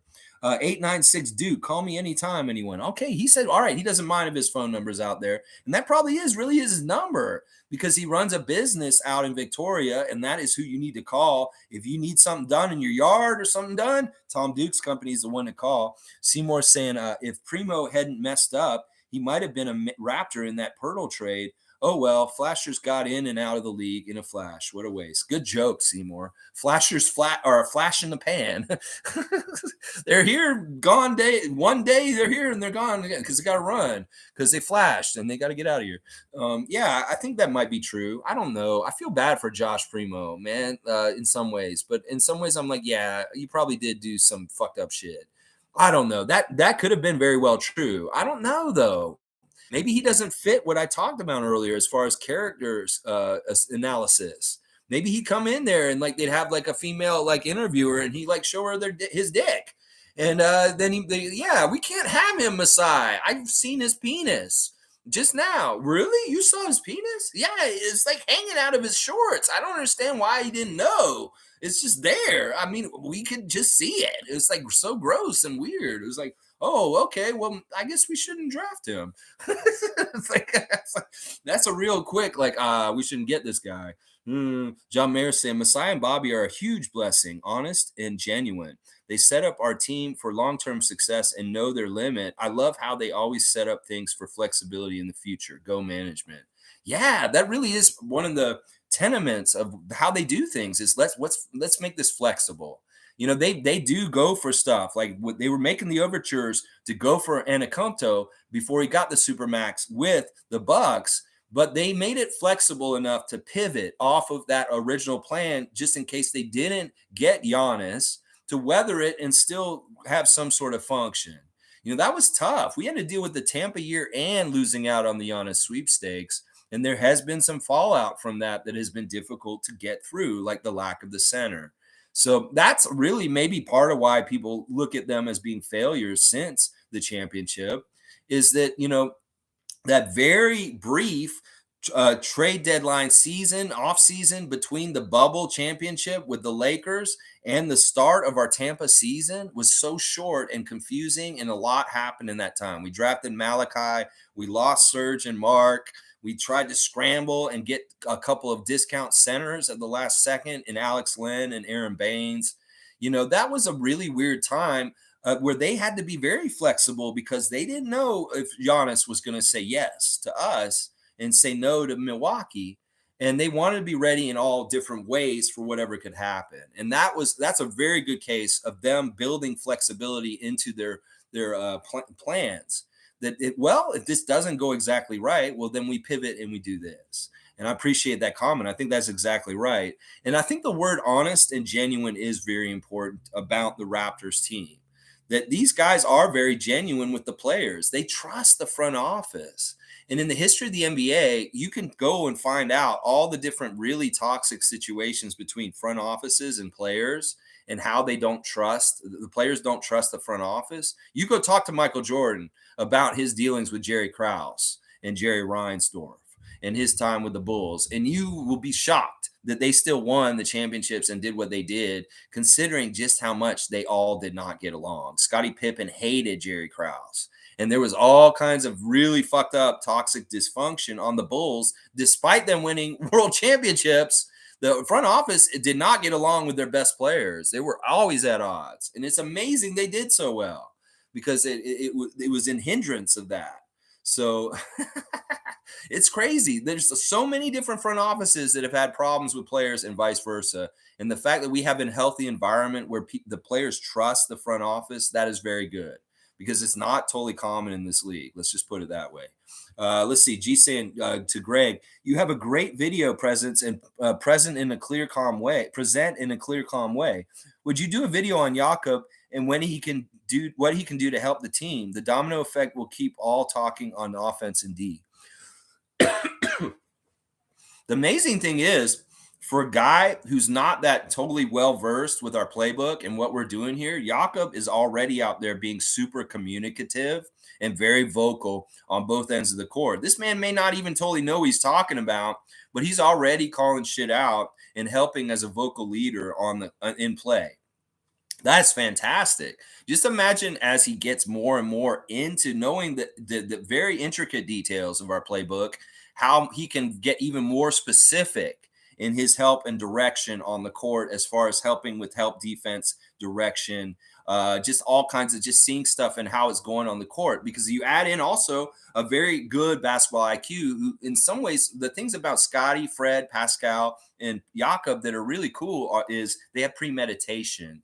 That in some ways they can see a couple plays ahead and they may be able to catch stuff before other guys see it and help them like guard more efficiently because Jakob maybe sees something of developing with the other team and what they're doing with their offense. And well, he can warn Scotty and Scotty can go and get over there and take care of it. That's such a huge thing.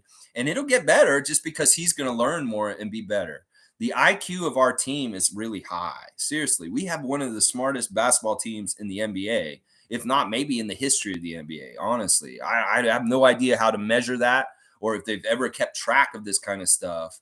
But I would venture to bet that on average, the Raptors IQ and their basketball IQ in general is very, very high compared to a lot of like teams in the history of the NBA. And some people would say, well, that's crazy. You got Magic and this and this. Well, I'm saying on overall, not just like the main guys. Obviously, they're brilliant players that are the top guys, but I'm talking about all the way into the bench. You can start talking about Delano and Malachi with basketball IQ and stuff. So, all right, let's keep going. Great comment, G. And I agree. Greg, if you made that, it would be great. I'd watch it and could keep fighting the good fight. Salute to Tom Duke, Seymour Pape saying, Tristan's laughing out loud. Good to see Tristan Phipps popping in all the time.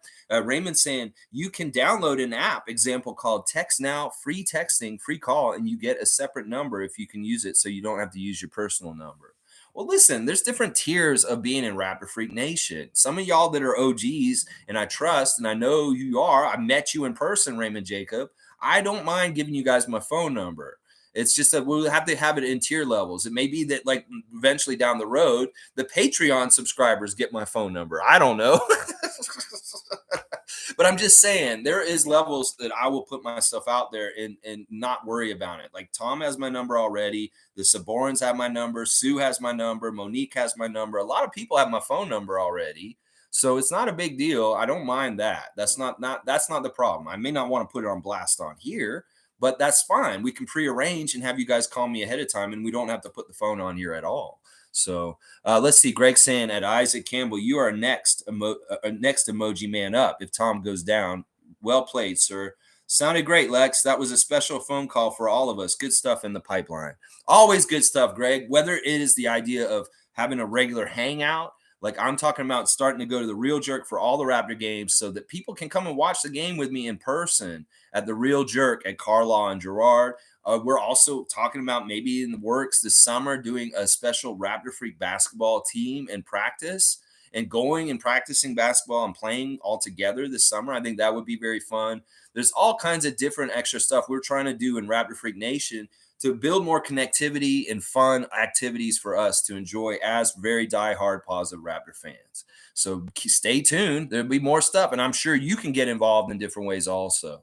So I'll be very excited to see what we get going. Monique saying Tom was so clear. Not only the voice, but the message was very clear also, Tom. Very clear message of positivity and how to live your life better by knowing what you can and cannot control. I love it, Tom. I love it so much. Tom's thanking you for the breakfast guys fuel to beat up the bullies. That's right. Get out there, you keyboard warrior.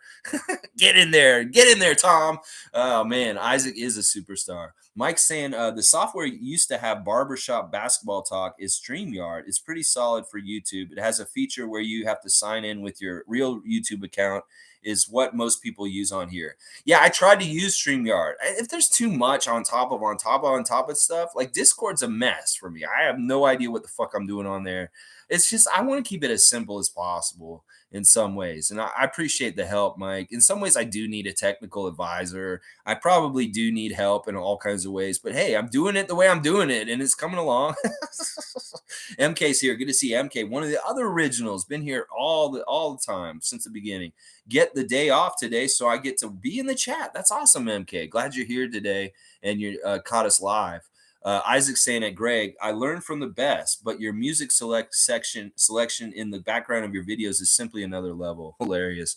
Seymour saying Brunson got Iggy Azalea pulling up. Whoa, well, Brunson's having a real good life right now if he's got that happening. And then also his teammate Josh Hart just showed up in a Knicks uniform. One of his best friends. The clips of him finding out that Josh Hart got traded to the Knicks are kind of heartwarming because you can see he's really genuinely excited that his old teammate from university is showing up on his team with the Knicks. Awesome. Hugh is here. Good to see Hugh. After the 2019, the front office hasn't been very special apart from drafting Scotty, but the Poetle trade is definitely up there. Maybe even better than the Powell trade. Can't forget the Lowry sign-in trade. Yeah, these are all pretty good moves. I don't know. Yeah, I guess you don't want to call them very special. They're just doing their job. And in some ways, some of those moves are very, very good. I don't know. I don't want to poo-poo what they're doing. I think that, honestly, they make way more better decisions than bad decisions. And that, our team in the state that it is in right now is really the combination of all those decisions. And I don't understand why people are upset with them. We have a team that people would envy to have. We have players that everybody wants. We have a coach that everybody wants. There's so much about the Raptors that's attractive to the rest of the league. And that is indicative that we are the creme de la creme and that we are sought after. So there's nothing wrong with any of this other than our record. And that gets fixed. Everything will be okay once again. I appreciate you being here, Hugh. MSJ saying, nah, the Raps office has done fine. Coming into this year, it all looked great, and the plans just fell apart. That said, I'm not a fan of the pure 6'9". A lineup of a huge track team was seductive, though. All right, this is really fair, and I love MSJ's comment because first of all, he said, "Yeah, they've done fine," but he's not totally a fan of the Vision 6'9". That in some ways, building Vision 6'9" is we've shown the limits of it and possibly the down problems about it. It's like, all right, we have all these great athletes; they're very versatile, but there's kind of two problems. There's one problem is everybody's so versatile and everybody can do everything that there's a problem with role defining. That these guys are so good and they can do everything. Well, there's jobs that got to get done every game, and not every game these jobs are getting picked up and getting done because maybe anybody could do them. Well, why didn't you do them? Well, why didn't you do them? Well, somebody needs to do it. And in some ways, the versatility and the just like not clear define of Vision 6'9" allows for things to fall through the cracks as far as duties and things we need to do to win the games. And I think that's part of why we lost this year is not having very good role definition. Sure, Chris has defined his role very well and he plays within it. He talked about it on Hustle Play yesterday with Rico Hines. But a lot of these guys on our team don't actually have completely defined roles and what they're expected of on the court. And that's something that we have to suss out and make more clear. Then the other thing about the Vision 6'9" that's not totally good is that they're so in the middle talent that we really do. It has been proven at this point that we do need a 5 and a 1. That you can't just play wings at all 5 positions because in some ways the rest of the league's not ready for that. And you're going to get into mismatch trouble with the big guy. And then also you'll get in mismatch trouble with the little guy because the little guy may kill you too because he's too much quicker than your bigger guys that are 6'9" and running out there also. So in some ways, we've been proven that, yeah, you do need to have a traditional kind of setup to a degree. And thank God Jakob's here now, and we can get back to having that look also. But we don't totally scrap the positionless 6'9" vision because we can still go out there with that look at any given time and explore it further in the ways that it can be successful and still be the cutting edge of using it at times. So I think that it's good that the team's versatile with having a point guard and a center, but still having a ton of 6'9" guys in the middle that we can still kind of tinker with that idea too. But I think you're right. It hasn't been a complete booming success. There are flaws in it, and we've discovered more and more what they are. And that's what we're work in progress on. I don't think it's a whole concept of it should just be scrapped and say it's dead and go away. I think it's very useful in situations and to use at times. It's kind of like using a different defense. So you're either zone or man. Well, sometimes we may need to go positionless and reap some real rewards from it. But sometimes we can't because their big guy is just absolutely destroying us. Then Jakob has to be out there. Either way, the flexibility is a strength. And I love it. I love it. And I like what you're saying. It was very seductive. And in some ways it still is. But I think that you need at least one Fred VanVleet and one Jakob Poetle on a roster build like that. You really do. Lex, I don't use Facebook. Cool Cat does not use Facebook. Okay, well, we'll figure it out. You know what, Cool Cat? I'll figure out another way. You could get my phone number just on your own. We'll figure it out. I appreciate that, though. Yeah, we have a weird Facebook chat of Raptor Freaks on there. I do a little bit of live chat during the game, a little bit, and I do all my daily updates after in the afternoon. Like when I find out guys are hurt or people are coming in, we always post it there. Monique and I are breaking news. Isaac Campbell, we're always posting stuff about what's happening before the game, leading up to it, like maybe the starting lineup, who's a late scratch. That's kind of where I put my latest news stuff now. And there's about 20 of us, I think, in that chat right now. But yeah, it's unfortunate you don't use Facebook, but I will get you my number either way, somehow, some way. Okay, Cool Cat? For sure. Maybe we do it through, I don't know, are you on Instagram or something like that? We'll figure it out. We'll figure it out one way or another. John Mayer saying it, Tom Duke. Why is it that when I read Penguin, I thought of Will Liu? I don't know if they mean Will Liu or if they mean he who shall not be named when they say Penguin. I'm going to guess they're saying he shall not be named. And John's getting laughter from Seymour. And Tom has got the Penguins out now. And Bullseye. Yeah. Okay. So he did mean Will Lou, I guess. I don't know. Hugh saying my biggest knock on the front office is taking 3 years to acquire a competent center. Yes, yes. Hugh, I can get behind this to a degree. Now, let's think about the Raptors and centers in their last. Well, we won't go too far back. We'll go as far back as Jonas. Jonas, when he was on the Raptors, he was starting to look like a dinosaur, literally.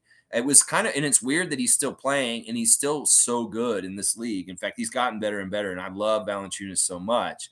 But there was a period of time near the end of his tenure with us where it was really like, he hurts us. He's a real hindrance. And I think this is part of the why they phased out the centers was because Jonas Valanciunas was starting to hurt us in ways that we could see that maybe the game was evolving away from the center. And then in some ways, Bobby and Masai were trying to be ahead of the curve as far as like this going away from the center as this league. Well, they're wrong to a degree because it isn't really going away from the center. I don't think centers will win the championship if you like really rely on somebody like Embiid or Jokic, but I think that they are very useful and they are good to have on your team. But they can't be their primary guy. So there's a difference with that. It's like, Jonas taught us that maybe we don't need to have a center. And then we didn't value having a center as much. And we were really trying to play half-assed with power forwards and stuff. And it didn't work. It really didn't work. That is a failure in some ways. I can get behind this. Now, the whole fact that it took them this long to come around on it, I think it's really was the desperation of how bad our record is this season. That Masai's like, well, what would fix this? Okay, I guess I should finally just go ahead and get the center. But I do think also that in some ways it was the perfect timing of how Poetle was available on this trade deadline that made it happen also. That it may not have been able to happen sooner because of, like I said, they valued him. And I think that in some ways, in the back of Masai's mind all along, he wanted Poetle to come back.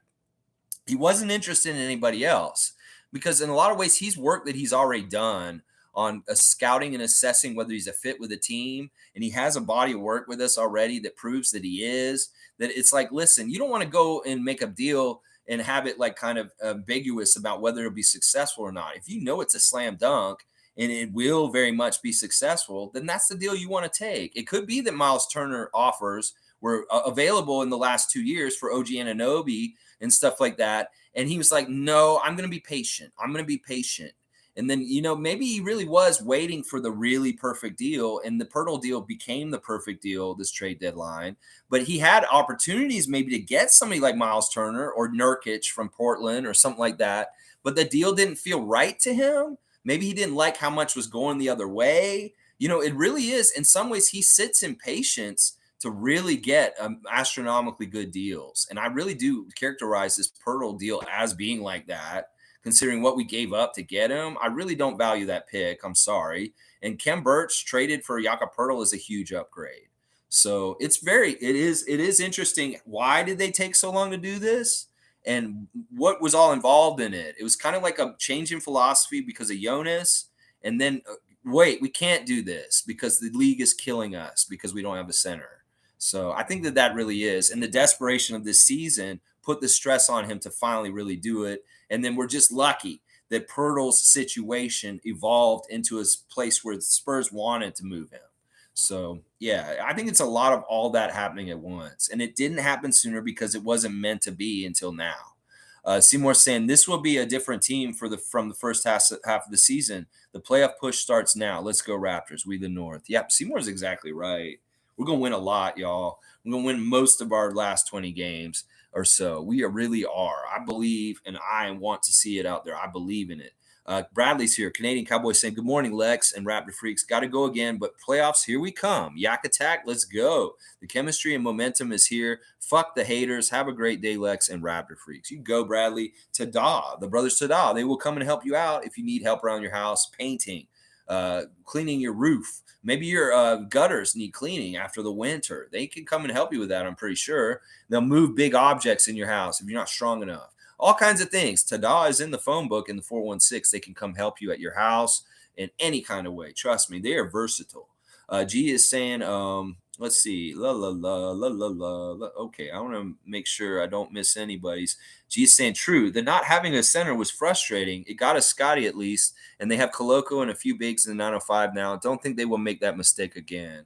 Yeah, I want to see them continuously have a pipeline of big man projects coming up so that there's no drop off period where we lack a big man for whatever reason. Jakob is going to get signed this summer and be on a contract with us for a while. Well, it'll be long enough for Coloco to grow and develop and be that next man up at the center position for us. And after Coloco, we'll need another guy coming up, maybe a Zach Edey coming up under him and the big man position for us. I think that this is smart to have a big man project in the works coming up in the system at all times. Raptors. I think that that is a very smart thing to do because you don't want to get in a lurch and have a period of time where you lack a good big man. Just keep growing them inside because this is the way we do things. We develop our own guys. Well, why wouldn't you have a big man project going at almost all times? Right now it's Christian, but you could even get, as Christian gets to certain benchmarks, you start bringing the next guy up after him and have it continuous so that we don't have this void ever again,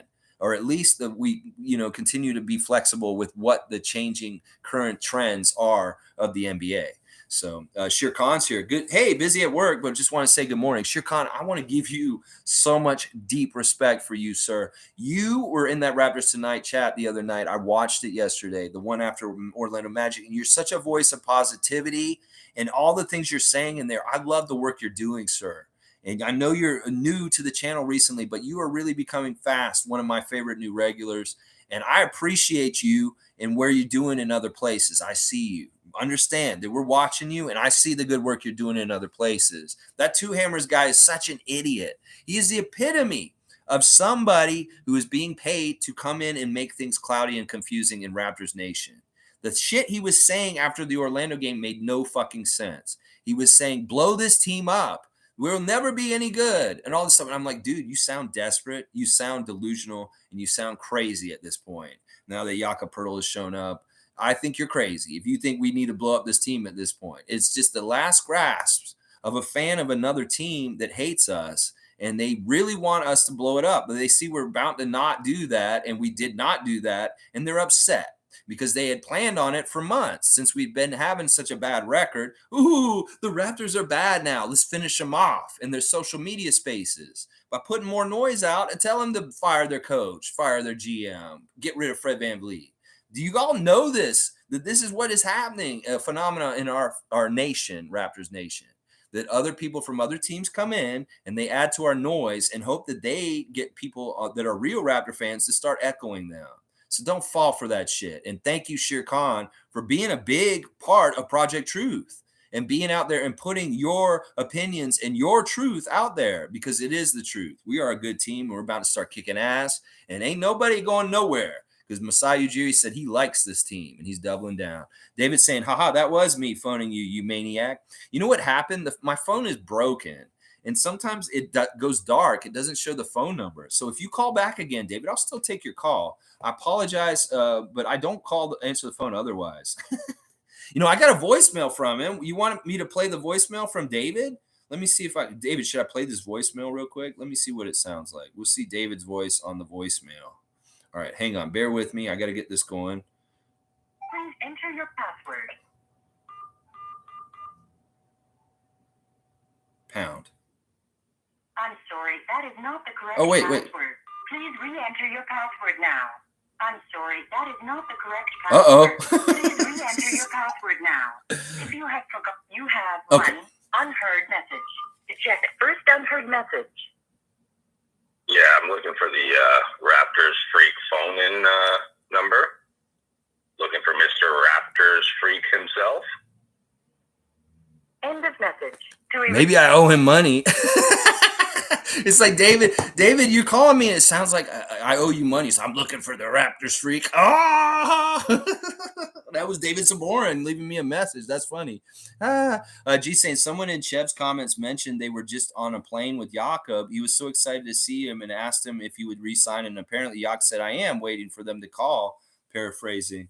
He basically hinted yes. Of course he is. I did hear this rumor too. In some ways, the All-Star break becomes Raptors vacation watch. And I always look for little clues about where our Raptors are right now. Well, Scotty's in Florida. He's on the golf course. He's already hitting them golf balls, hitting them out there. And then I seen that I heard on Twitter that Jakob Poetle was seen at Pearson Airport yesterday morning, getting on a plane to go to Mexico. And that a young lady had tweeted that she saw a very tall white Raptor on her plane going to Mexico yesterday. So we know Poetle is in Mexico now.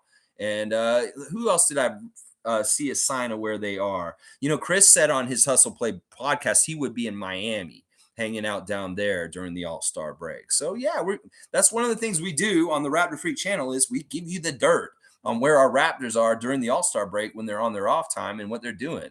Scotty's on the golf course in Florida. Chris is saying he's going to Miami, and Poetle is in Mexico, y'all. And we know where Pascal and Scotty are going to be soon. Yeah, I'm positive Jakob Poetle is staying here. This is the same thing as what happened with Thad last year. Thaddeus was brought from San Antonio on his contract was going to expire in the summer, but we had already pre-agreed on that he would be signing with us in the summer and staying with us the next year.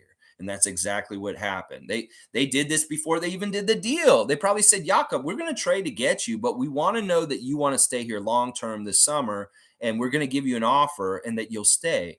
And you say, oh, of course I'd love to stay in Toronto. And he probably told them that straight up. There's none of this like kind of in between things. All right, this is a call from Guelph. I don't know who this is. Let me see. This may not be a Raptor Freak. This may be some messed up call. This may be Greg. I don't know. Let's see. Hello? I was hoping to speak to the Raptor Freak. Okay, this is the right call. Who is this? It's a guy who thinks that you are a hell of a singer. Really? Do you want a request? I'll sing one for you right now. I want you to sing I Had the Time of My Life. Oh, I'm good at this one. You can ask Adriana. She loves when I sing this song. She always said, okay, Dirty Dancing, when I sing this. All right, here we go. And I catch her at the end and spin her around. I could do that. She doesn't like when I pick her up because she doesn't trust me picking her up, but I am strong enough to do that. But yeah, she doesn't like when I pick her up. She gets real mad. So I'll do this. This is just I know who this is. This is Guelph. This is Greg. This is Greg on the phone, y'all. This is a Jubstown Clink. Aberfoyle, get it right. Well, the phone says Guelph on it. Like it says the phone call's coming from Guelph. I don't know if you're in that district. That's why I said Guelph. I have special cybersecurity. Oh, okay. Well, you just gave away where you are, Greg. All right. Well, listen, I want to tell you something. When I saw that Jakob Poetle showed up on the Toronto Raptors last week, I want to sing a song for you about this. And I say, well, I had the time of my life, and I owe it all to you. Yes, I had the time of my life, and I owe it all to you. I had the time of my life. All right, sorry, Greg. I'll stop. I yelled in the phone. I didn't mean to yell in your ear. All right, there you go. There's a request from Greg, and he got it. Greg, do you have anything to say about Masai and Bobby for our podcast or our live stream today?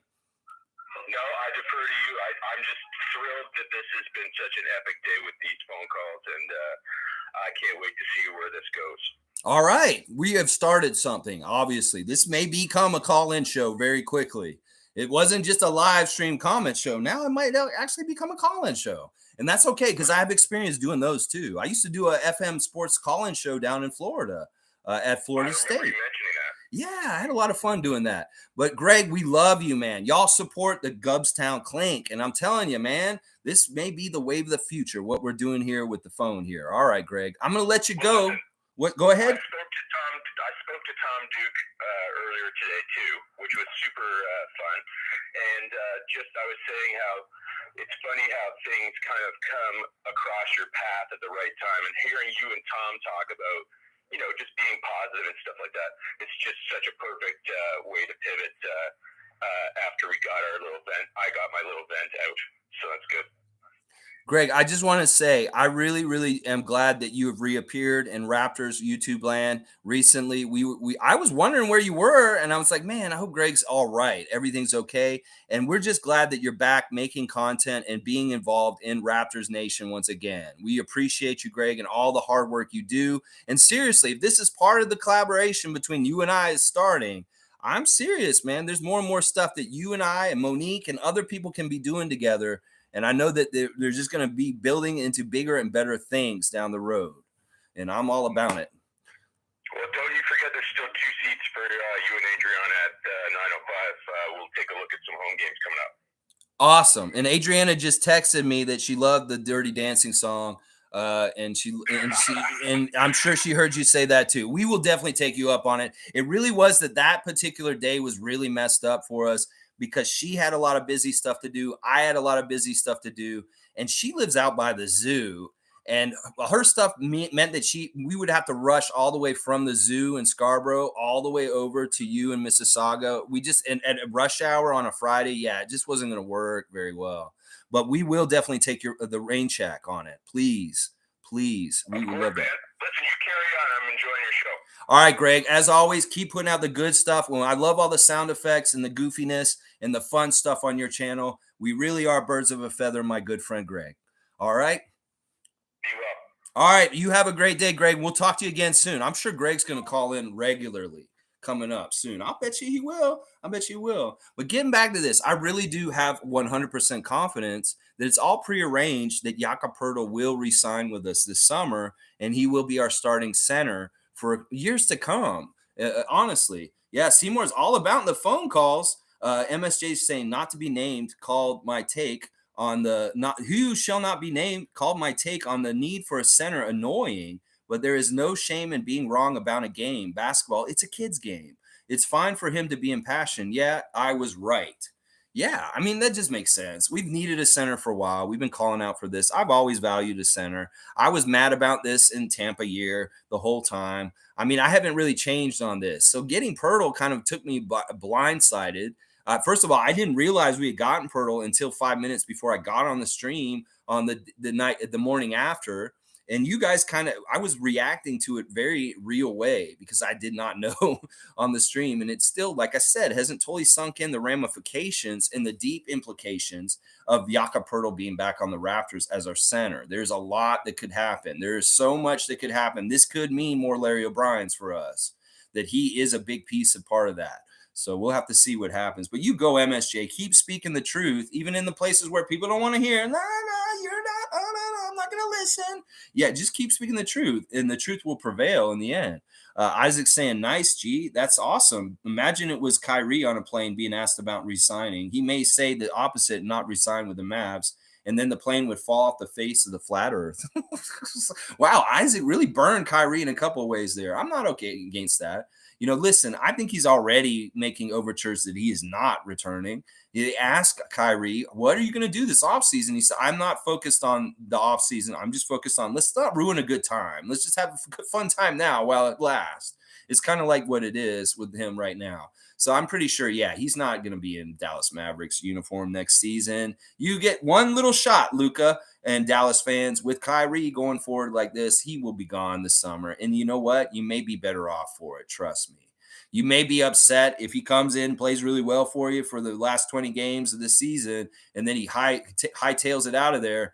You may actually be very lucky in dodging a bullet. Let's just put it that way. I'm going to give you a little bit of pre-advice and pre-wisdom ahead of what might happen here. I mean, I know I'm windbursting a little bit, maybe getting a couple steps ahead, but I do see how it would happen. Kyrie wants to be in LA, whether it's on the Clippers or the Lakers, and he'll be gone. And you guys may be better off for it. Trust me, you may very much be better off for it, Dallas Mavericks Nation. So don't get upset when it happens. Seriously. John Mayer's saying this is where Masai and Bobby are underrated. They're capable of keeping this group together for a while. Pascal is getting better, and one of OG, Scotty, Gary, or Fred will take another big step. This is a slam dunk comment if I've ever seen one. John Mayer, I don't like your music, but I like your comments. They are on point. I'm going to tell you that right now.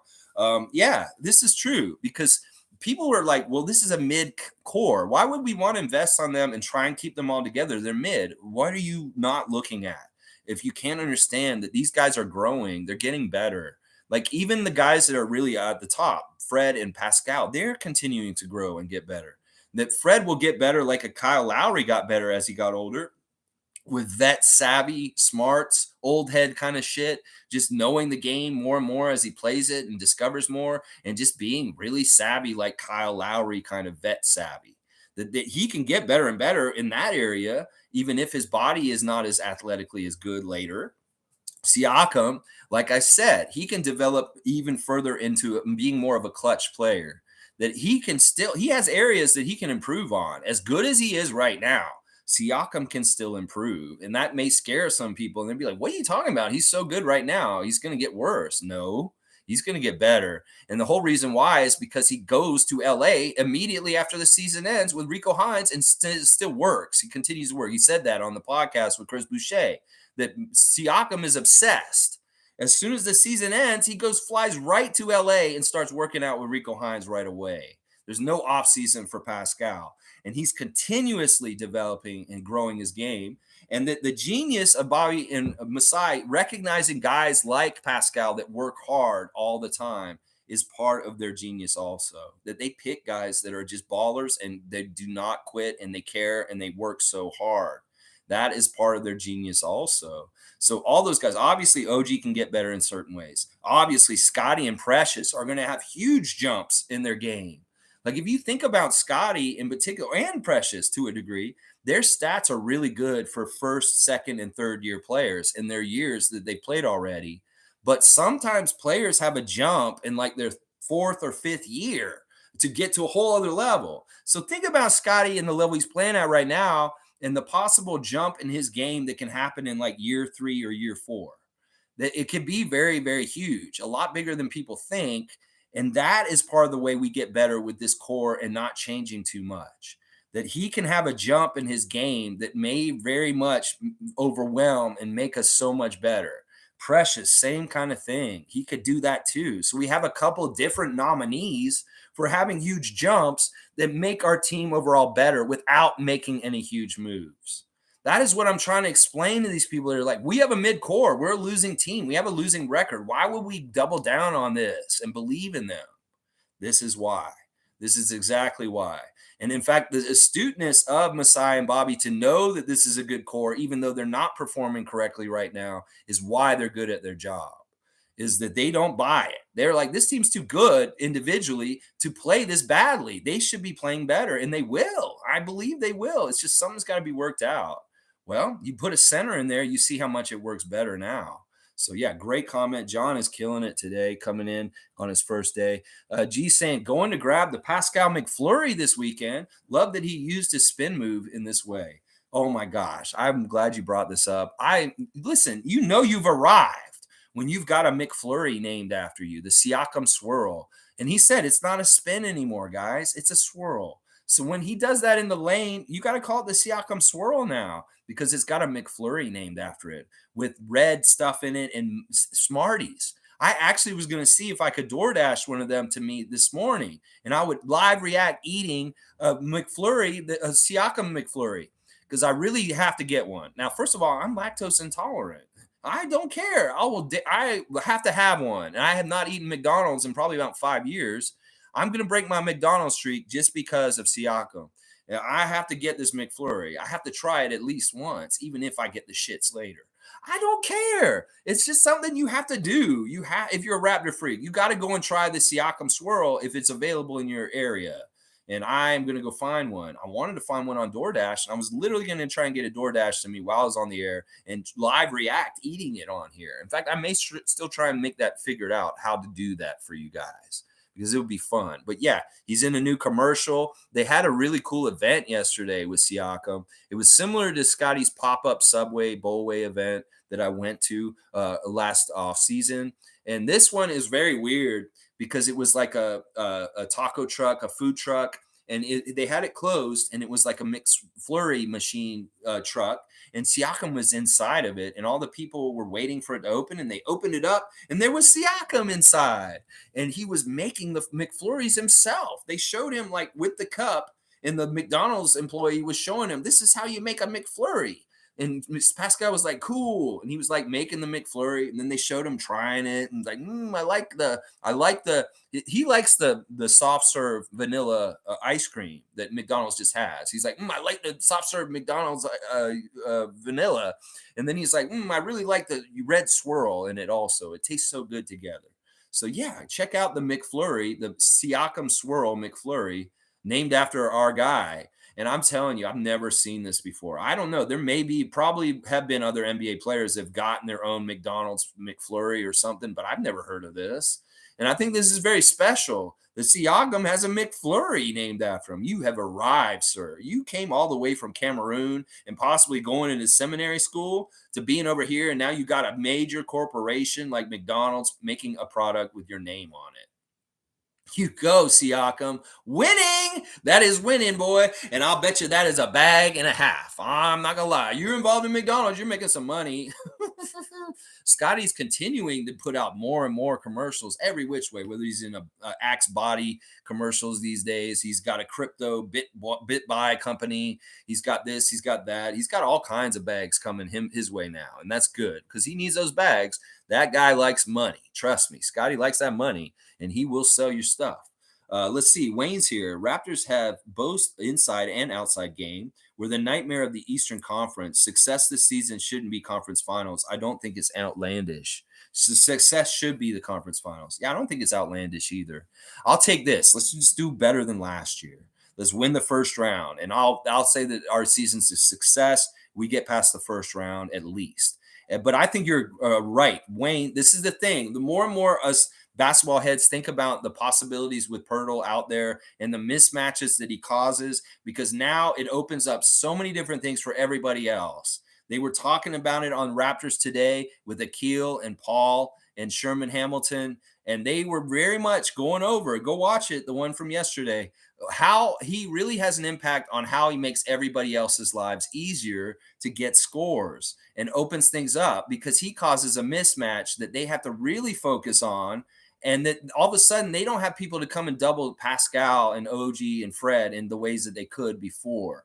That Jakob's just opening up our offense to be way more efficient, shoot better, and have an easier time. And that is part of the domino effect of him being out there at this point, that we're going to have easier time on our offensive end because there's more that other teams have to worry about. And Wayne's exactly right. We're a nightmare. We are an absolute nightmare. You can ask Orlando. They interviewed these guys after the game the other day, Jalen Suggs and Jamal Mosley, the coach, and they said this is a really good move by Toronto getting Poetle, that he is really a problem. And they can tell this is going to be an issue. This is very much going to be an issue, that they are the first to really get the feeling of it, other than Detroit the other day, just 1 point loss. But this one, yeah, they really felt the full effect of Poetle and what he's doing with us now. And that more people are going to find out as we see them on the schedule. Trust me, they're going to find out. And I love you're shooting for the conference finals. Like I said, I'll look at anything better than last year as a success. We just want to build.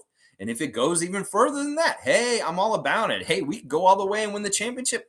I'm all about that. There's a McFlurry named after Siakam. We're big time now, baby. Let's go get it. G saying Golden State traded 5 second-round picks for Gary Payton II. Clearly, the front offices are seeing the talent pool later in the drafts are not great and trading picks fairly easily. Teams look to G League now, too. Yeah, in some ways, you don't even need the picks in the second round to get these talented because you can glean people out of the G League that are doing very well. And it's like these guys that are undrafted, like Ron Harper Jr., they can end up becoming an NBA player without even getting drafted because they get the tryout and they go through the system that way. It's very much like Fred. Fred is the template for this in some ways. So that's what I'm saying. I think you're exactly right, G, that it's like the pool, the picks, later picks are not valued as much. And that's why during the trade deadline, we saw a lot of deals with second round picks going every which way. So I just love that the Raptors are so smart with their spots. Getting back to the Masai and Bobby talk today, is that they really do have spots on the roster, and they look at like the player that's in there, that's their spot. That's their investment. This is OG's spot. He holds this spot, and it's his spot, and we value him, and everybody wants him. Everybody's wanted OG for a couple years now, and we've not traded him. And I think that people need to understand this whenever they hear OG trade rumors, that Masai's not about trading him.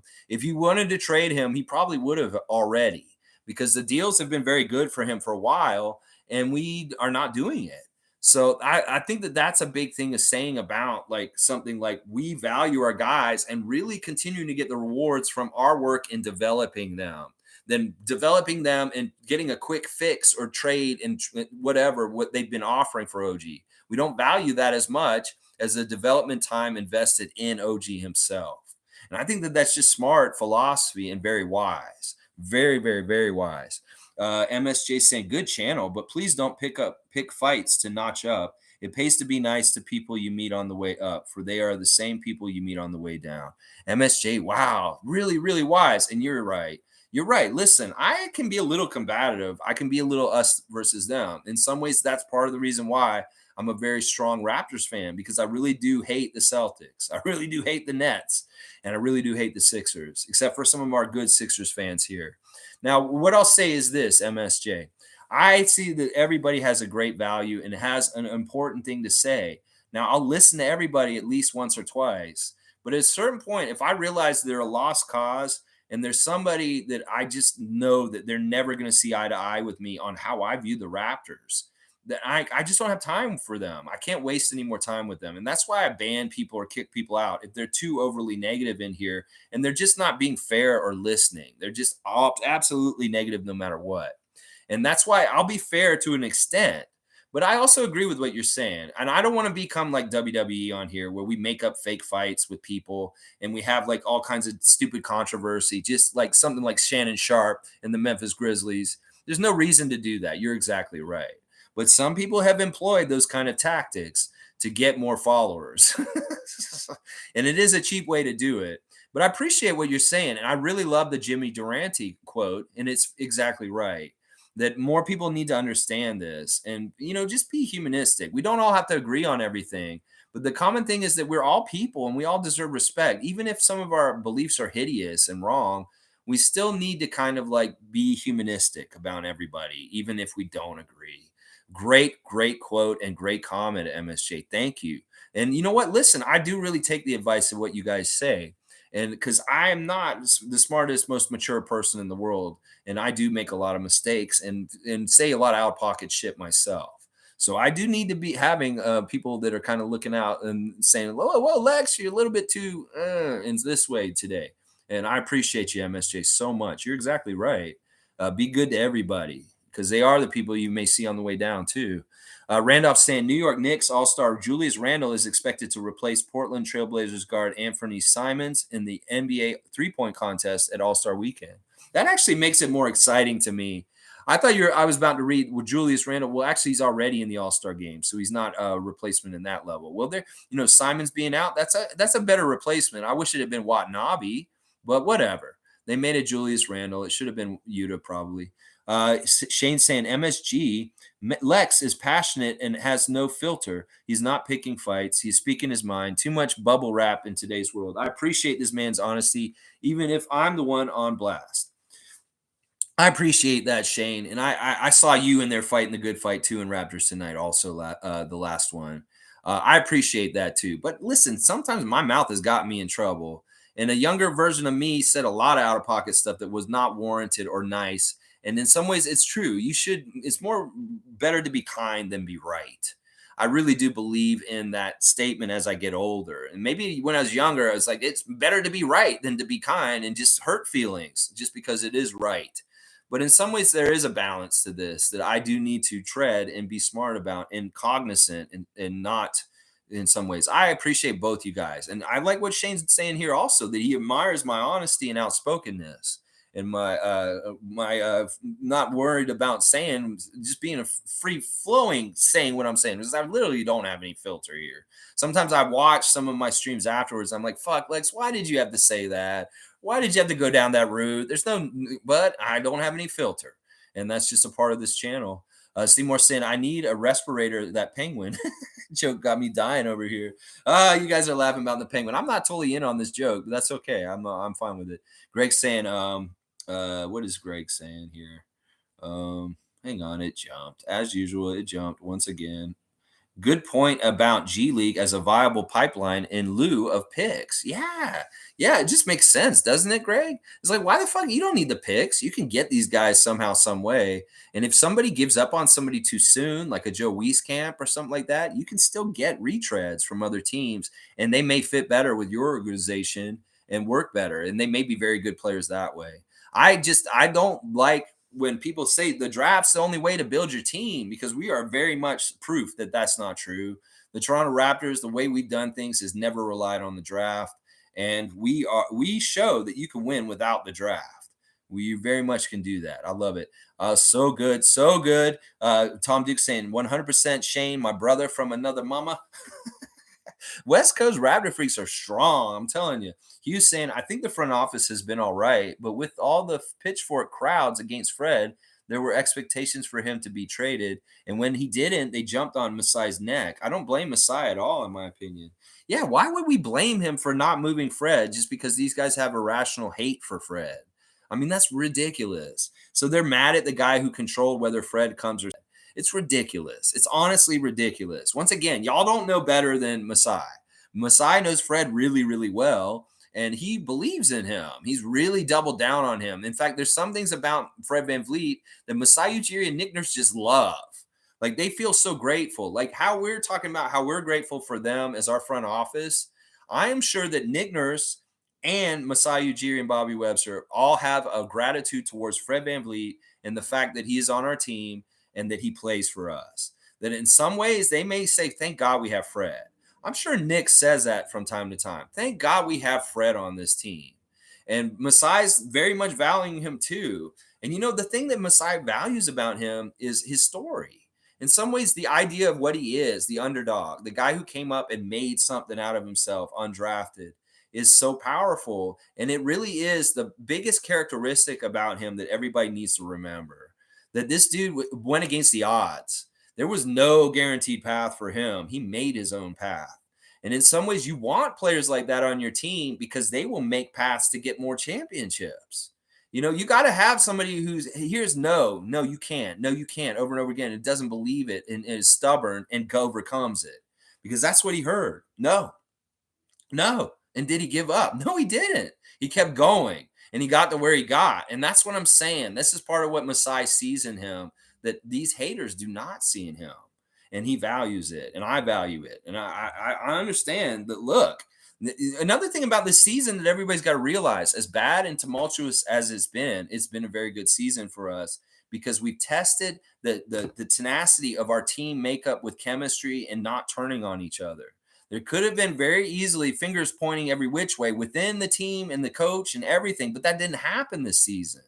And in some ways, that is maybe part of the reason why Masai Ujiri decided to double down on this core, is because he tested the tenacity of them sticking together in adversity. And that's an important stress test to put on a team. But you'd rather do it in the season when things are really bad than in the playoffs when things really go bad. And all of a sudden, guys start infighting and they fall apart and they hate each other like the Suns did at the end of their playoff run last year. That's what I'm saying. We have stress tested our team in adversity with losing in a way that is very effective to show that these guys don't give up on each other and they don't turn on each other and they still try hard for each other and their coach. And I think that that's valuable insight and research without being in a situation that's do or die like the playoffs and finding it out then. So that's a very interesting way to look at this whole season, if you want to look at it from my perspective, that they stress test this team in adversity to see whether they would blow up and turn on each other, and they didn't. And that may be part of the reason why Masai Ujiri stepped up to the press conference last Thursday and said, I believe in this team, and I'm doubling down on them, and I'm betting on ourselves, because they did not fuck up and blow up on each other. That's a part that nobody's talking about once again in Raptors Nation. Why do I have to bring up all this shit that should be championed on Raptors Twitter and other spaces, and nobody's saying like what I just said? This is something that any of us can go and put in an argument with somebody else's faces about this season and why Masai Ujiri is doubling down on this core is because they're stress tests and they stick together. And the other one I want y'all to keep saying is we won that Poetle trade over the Celtics. Continue to put that out there. Greg, you could put this clip out today. Make a clip about how the Celtics wanted Jakob also, and we beat them to get him, and that is a huge win. And why is nobody talking about us beating the Celtics in the Jakob sweepstakes? Everybody talks about the Kevin sweepstakes. Everybody talks about these sweepstakes. Well, the Jakob sweepstakes mattered, and the Celtics did not get stronger by getting Jakob. We did. And in some ways, that's a huge win nobody's talking about in Raptors Nation right now that I'm going to continue to repeatedly bring up until I hear somebody else saying it too. Because nobody said it. I haven't heard anybody say it anywhere else, the aspect of this trade last week that we made, because that's huge. It's a huge thing. It's a huge, huge thing.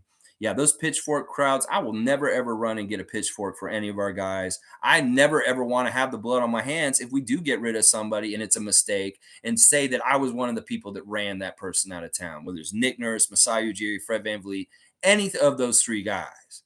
When they get those pitchforks and torches and they coming after them, no, I'm not joining that angry mob because I don't want to have that guilt on me if it is the wrong move. And then later down the road, you feel shitty because you fucked up our team by being such assholes coming after people. And that's what I'm not going to be involved in that kind of behavior. I'm not. John saying at Wayne, thank you. I expect our team to be a big problem. Didn't these guys win the G League championship together? Don't they have something special going? Does Trent Jr. want in on it? All right, I'm going to break all this down. Yes, they did. This unit did win the G League championship. Pascal was the MVP of that championship. Fred VanVleet and Jakob Poetle were playing on that team as well. I think even Norman was on that team too. So listen, yeah, these guys are proven winners. What do we need to know more of? Fred VanVleet goes to the Final Four at Wichita State. He does really good in high school. He wins in the G League. He wins an NBA championship. What do we need to know more about the word that should be associated with Fred VanVleet's name? That's winner. And Gary Trent is a similar guy. He's won at every level too. He was on the Olympic team. He was on a high school team that was very successful. He did very well at Duke in his collegiate career. He's used to winning also. That's another common thread that's in a lot of our guys is they come from winning. Juancho just won Eurobasket last summer, and then we signed him as a free agent. It's the thing. These guys all come from winning places and places of winning and success from before. And that is a part of calculating who should be on the Raptors also. And people don't talk about that as much. Gary Trent is very much a winner, and he's in that ilk also. And once again, listen, does Gary want in on it? I think he does. I think he really does. John, if you go and watch Gary Trent's interviews from his KFC event last Thursday after the trade deadline happened, you'll see a very giddy, happy Gary that's a little bit looser and not as like very cautionary and measured as he is in interviews. He's very not smiley. He's very matter of fact and short usually when he does interviews. Well, he was very chatty. He was very smiley, and he was very jubilant. It seemed like that he was still in a Raptors jersey after 3:00 last Thursday. So you tell me whether he wants to be around with Toronto or not, because he gave us all these tells a half an hour after the trade deadline passed on the TV with Lindsey Dunn on CP24. He's like, listen, he was saying things like, I don't care about the cold. I've lived in Minnesota and Ohio my life. And a cold, I'm used to it. They ain't nothing. I'll be out in the snow. I don't care. So there's all kinds of nods from him, Jakob, and even Freddie that they are going to be in Raptors jerseys next season, even though nobody thinks that we can do all three of them. Well, we can. We've proven it. Mike and Greg have shown and illustrated the salary cap situation with the luxury tax and how to do it. And that all three of those guys have nodded and said that they do want to be a Raptor next season. Fred said he wants to be a Raptor for life before the season even started. Why would he say that at the beginning of a contract year if he didn't really mean it? And this whole thing about him wanting to take more money and leave and get the bag is crazy. In some ways, people don't understand him. They're misquoting him out of context from JJ Redick podcasts and picking and choosing what they want to hear from little sound bites from him on there. They're not listening to the whole interview. The only thing that matters to him is winning, and winning may in some ways supersede getting a bigger bag. And that's the thing that everybody's worried about with Fred. Well, he's just going to try and take the most money that he can get anywhere. I don't think that's true. I honestly don't. And I've even been on the record for saying, watch Fred not even opt out and just stay on the books for the $22 million that he's supposed to get paid next year, just because it makes things easier. That could very well happen. And, don't let your head explode, Fred haters. When Fred all of a sudden shows the most unselfish thing in the world and he doesn't opt out of his player option this summer and just takes what's on the books already.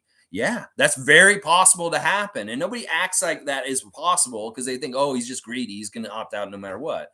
And he may very well do that. And it's probably the chances are. But I'm saying the option for him not to opt out and do it the other way is also there. And what's going to happen with Fred haters when he shows the most unselfish move in the world by staying on his contract and not opting out on his player option?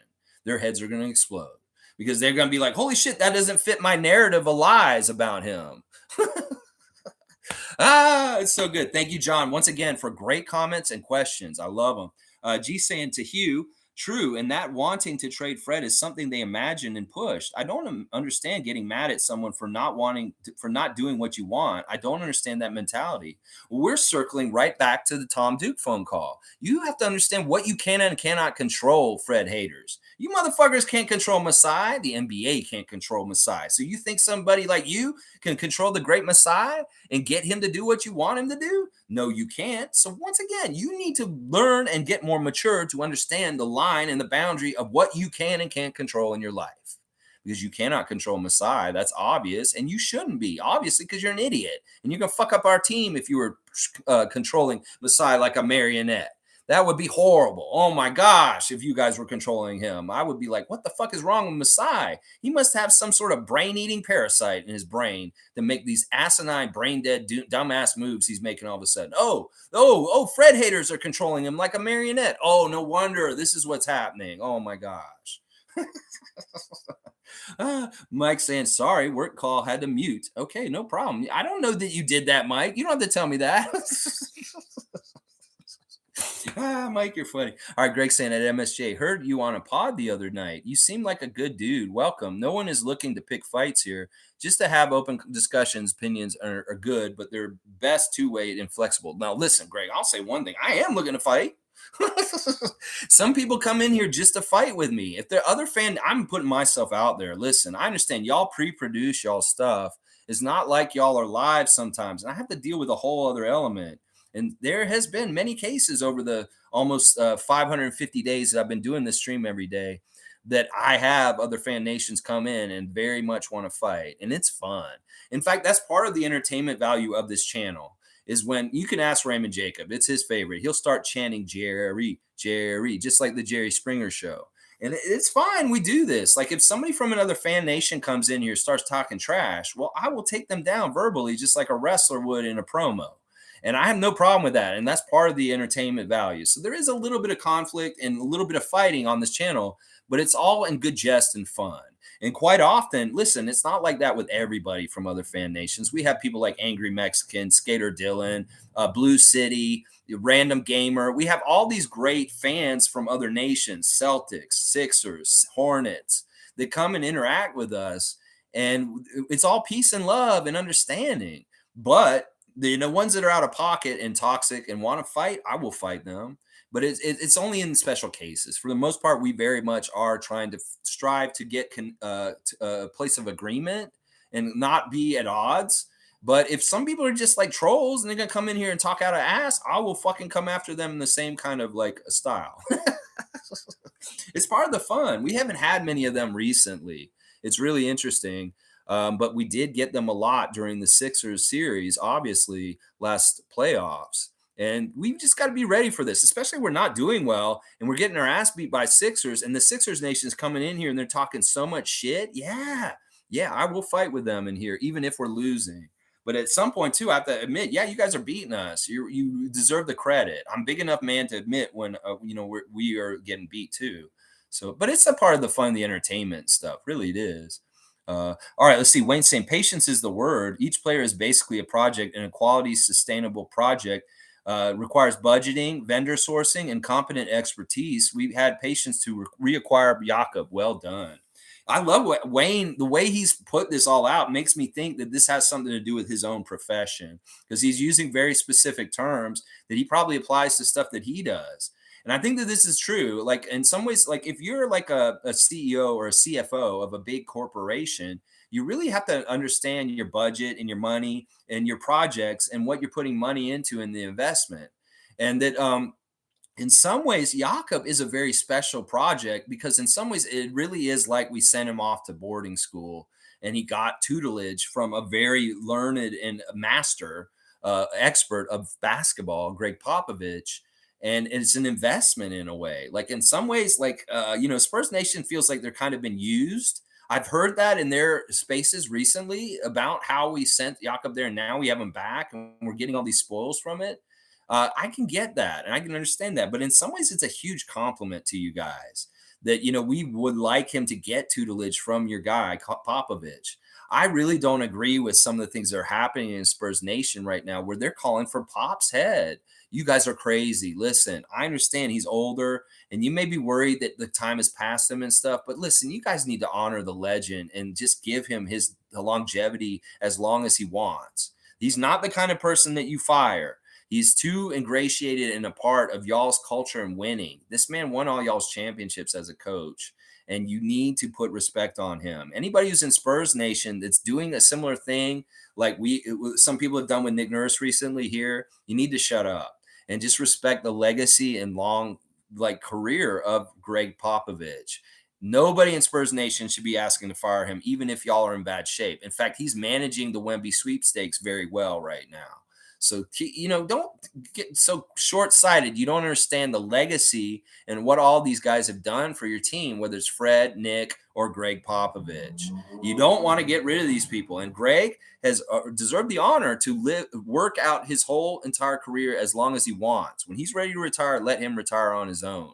And when he decides, not when by the front office telling him he's fired. That's fucked up. You don't do that to a Greg Popovich. I'm sorry.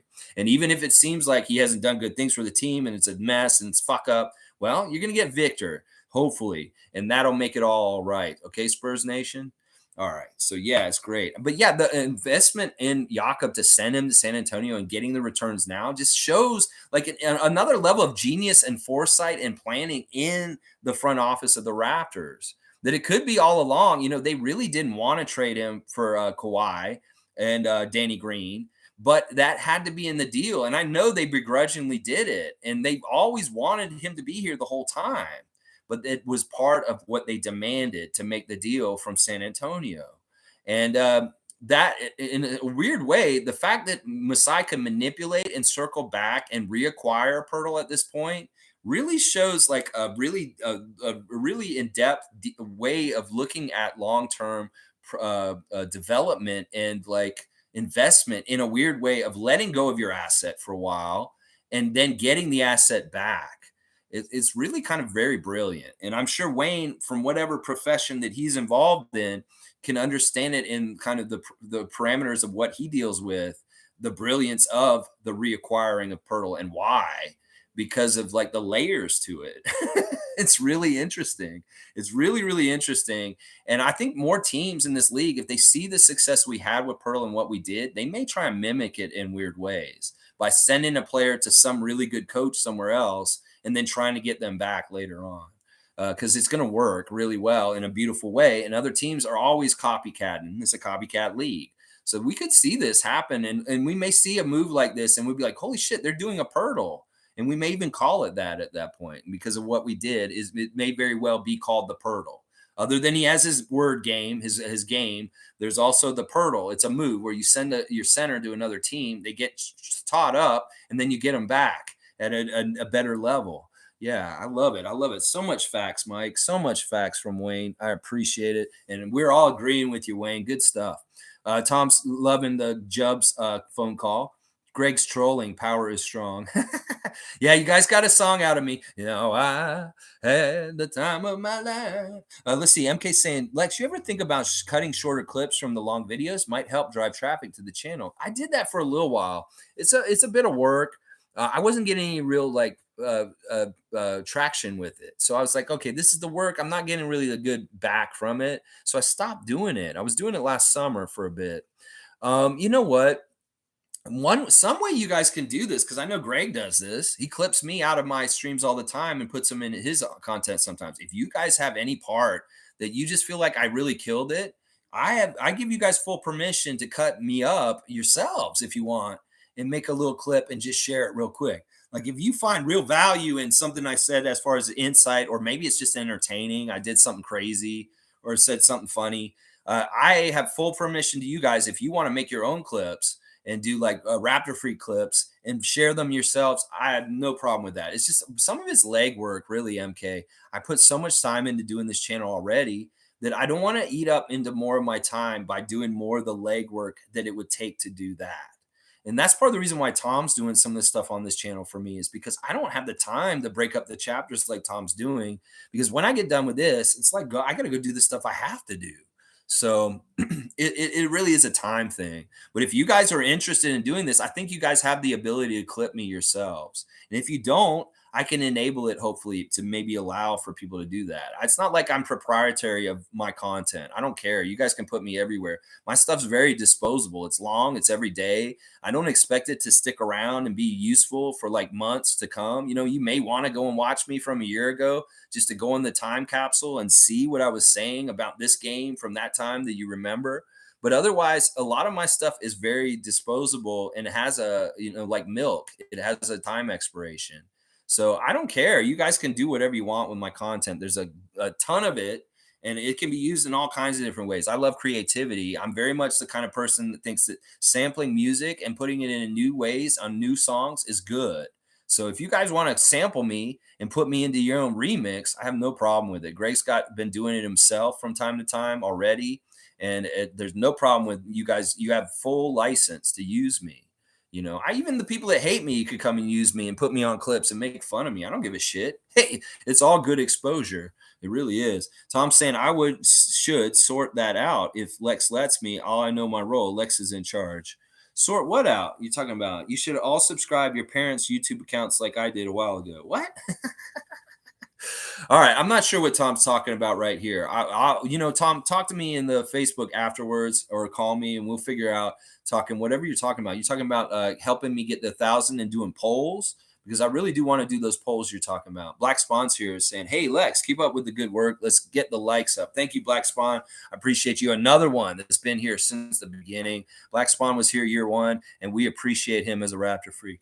Logical saying, Masai and Bobby say, this guy is a worker. That's what they call it. They bet long-term on guys' ability to continue to grow over time. And Pascal has leaped over a bunch of guys that were better. That's another thing is listen, part of the psychological analysis of Raptors, or perspective of Raptors, is if we give this guy a bag and they get a whole bunch of money, like we gave Pascal $30 million a year recently, is he going to stop working?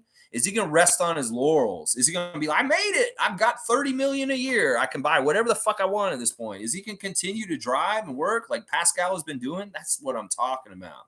That's where you get those special guys and you really invest in them, because they can get paid and it doesn't cut their hunger. It doesn't sate them. It doesn't make them like, oh, I feel good. I'm in the lap of luxury. I got a big bag. My family's taken care of for generations. No, that doesn't stop Siakam. He's going to the gym every day and working just as hard, getting there just as early and doing everything. It doesn't matter that he's got a max contract. That's the thing. That's what they're analyzing. Part of it too is it, if we give this guy a bunch of money, are they going to start getting lazy and fucking the dog? Or are they going to work just as hard still consistently? And I think that that's part of the character analysis that Raptors Nation is not totally understanding. That this is why Pascal is so valuable. That he is this dude that I just described, that you can fucking throw a mountain of money at him and he's still in there busting his ass and working his ass off at the highest level. And, that is such an important characteristic to be a champion and win in this league. Some guys get money and they change. They very much change once they get that first bag. It really does change them. Let's see. Hugh is saying, if you really think about it, this would be the first time after Gasol, OG will be able to play his small forward position. He won't have to tussle with 7 foot, 240, 270 guys. Our guys won't be physically tired. Yeah, this is a great byproduct, and it's being understated and not talked about in places like the Raptors Show and other places that people analyze. Maybe they talk about it on Raptors Today and Raptors Tonight a bit, but it's true. Everybody slots down and plays smaller guys. It's much easier. OG was playing center in Tampa. That's fucked up. This guy ideally is a 2. Seriously, if we could really maximize the potential like mismatches and things that we could cause trouble for other teams, OG Anunoby's our starting shooting guard, because he can do it, and it just makes us so impressively big. because that means the 3 is like Pascal, Scotty's the 4, and Jakob's the 5. And that is just nasty. That is nasty. If you can put OG Anunoby at the shooting guard, forget about the small forward, put him at shooting guard, because he plays from outside anyway. He's already kind of a slasher. You keep him on the perimeter, play shooting guard, slasher, and boom, it's all good. And like you said, the amount of physicality that's taken off of the shoulders of Siakam and Anunoby with Jakob being around is going to be a huge, huge ripple effect once again, and a huge thing that helps them play better offensively, because they're not taking such a beating on the defensive end because they have to. It's a huge, huge difference, Hugh. And it's the same as your first name and your middle initial. It's huge. It's a huge difference. And it's really going to – and we don't know it about OG yet because he's been hurt. But when he comes back, you guys are going to see it, and you're going to be, holy shit, OG can be so much better because Jakob is here. I'm going to predict that right now. You remember the Raptor Freak said this before the All-Star break has even started. Well, it started technically, but before the All-Star festivities start, that I said OG Anunoby is going to come back and he's going to look like a new player just because Jakob Poeltle's physicalness has taken some of the burden off of him, just like what Huge Erection is saying here. All right, I shouldn't have said the whole name. Like Hugh is saying here. Logical saying MSJ going deep today. That's right. That's right. All y'all are going deep. The comments today are so on point. And you guys really do understand the situation with our front office better than the average Raptors Nation person right now. I just wish we could educate more on what we're saying here and really see the light and understand, get through all the negative noise and really understand what is happening here.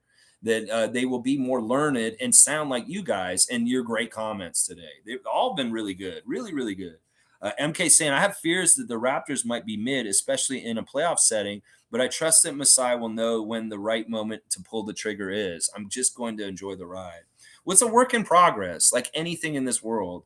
We may find a problem, and we may find something that does defeat us and puts us out. Well, that's why you go back to the drawing board and you get a little bit of a change. You adjust and you work through those problems over time and you adjust and try and overcome them. And I trust in Masai that he'll do that too, MK. I think you're right. Now, we could see what's going to happen, but I really think this. I'm going to predict this. First of all, the Raptors were already a very physical, defensive-oriented team. And when adding Jakob Poeltle, it just adds more on this, doubles down on this, that we're even more tougher defensively. What matters in the playoffs? The offense of the regular season is really overpowering right now, but that is kind of a smoke show. It's kind of just like the pre-show to the real, like enchilada, the big show, the playoffs. And what happens with this style of play in the playoffs? It's way more physical. It's way more defensive-oriented. And some of these teams that do really well during the season, because of this high scoring, crazy shit that's going on this season, they're not going to be good playoff teams because they have no defense. They play really well during the season when they can outscore people and the defense isn't as paramount and important. But when they get into the playoffs, they're going to fuck up. And that's why I have no faith in the Phoenix Suns winning any championship, because they don't really have any defense still. And, Kevin Durant, he's great, and he's a great addition. Terrence Ross, that's great too. But Chris Paul, once again, is on that team. Scott Foster hates him. The referees will not let Chris Paul win a championship. And the more important thing is the Suns have no defense.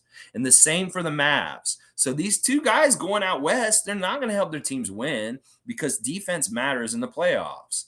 And they're going to see that more and more as they get into the playoffs, the levels they get as far as they do. And that's why, in some ways, our build and the way we are is really suited for the playoffs. That we may be a better playoff team than a regular season team because of things. So I don't know if that makes sense, MK. But I worry about this too. This is a nightmare for me too, that we are mid this playoff season. I really want us to achieve and do really well. If we lose in the play-in and we're out, I'll be sad. If we get to the first round and we don't do well and we get swept out, I'll be sad. We beat the first round. After that, I'll be good. So there is a level they have to achieve in the postseason for me to be happy. But also at the same time, if they fail, we go back to the drawing board, we adjust, we trust in Masai to make the adjustments and improve the team in the offseason, and then we come back and give it the next shot. That's just how it has to be. Mike saying, first team to win the chip with no lottery pick players. Yeah, statement was sent. High picks aren't the end-all, be-all. The smart GMs learned that, hence Golden State rebuilding their development system. Once again, it's a copycat league, And a lot of people copy off the Raptors because we make really bold, crazy decisions sometimes, and they work, like the box and one against the Golden State Warriors. Now people are doing that in the years since. Nick Nurse used that in the finals. That's what I'm saying. People see how we build our team and the way that Mike just said, with no high drive picks for the most part. And boom, they're like, wow, well, we could be more like the Raptors in this way. That may very help us. MSJ saying rational arguments are what I like, not fights. We all like to be right on the Raptors. We see it as our team and want to mold it as we see fit. I'm always up for a good argument, just not the personal. Anyway, the Raptors ship is going in the right direction now. Next year it will be far better. Our lineup is nice now and balanced. Come playoffs, I want to see those Cavs. We could win in the first round. Yeah, we could beat the Cavs. I think we're going to have a good matchup with whoever we get. Some people are saying, give us the Celtics even. I'm like, yeah, I don't know if we want them right away at the first round. But hey, listen, if we beat the Celtics and they're probably even the first or second seed, yeah, that's a big deal if you can put the Celtics out in the first round as a first or second seed. In some ways, I'd love to try and do that as our team. But I'd rather see them in a later round maybe too. I don't know. That's tough to say. I love what you're saying, though, MSJ. Now, see, this is what I'm saying. Like, I don't mind critique and negative stuff about the Raptors. This is something that people have painted me as like, oh, you can't talk shit about the Raptors with the Raptor freaks because they're too positive. That's not true. We do that all the time. We are very much constructively critical of the team and where we see things that are problems, but we're fair about it. And we don't do it in the way of like sullying the people or because of like underlying reasons like we hate them or something like that. We do it because we love them and we want them to get better, but we do have to be fair in constructive criticism. And we can't just say everything's sunny and nice and bright. Yeah, there are problems sometimes, and we do have to look at them and face them. But yeah, I agree with this. Your philosophy is fantastic.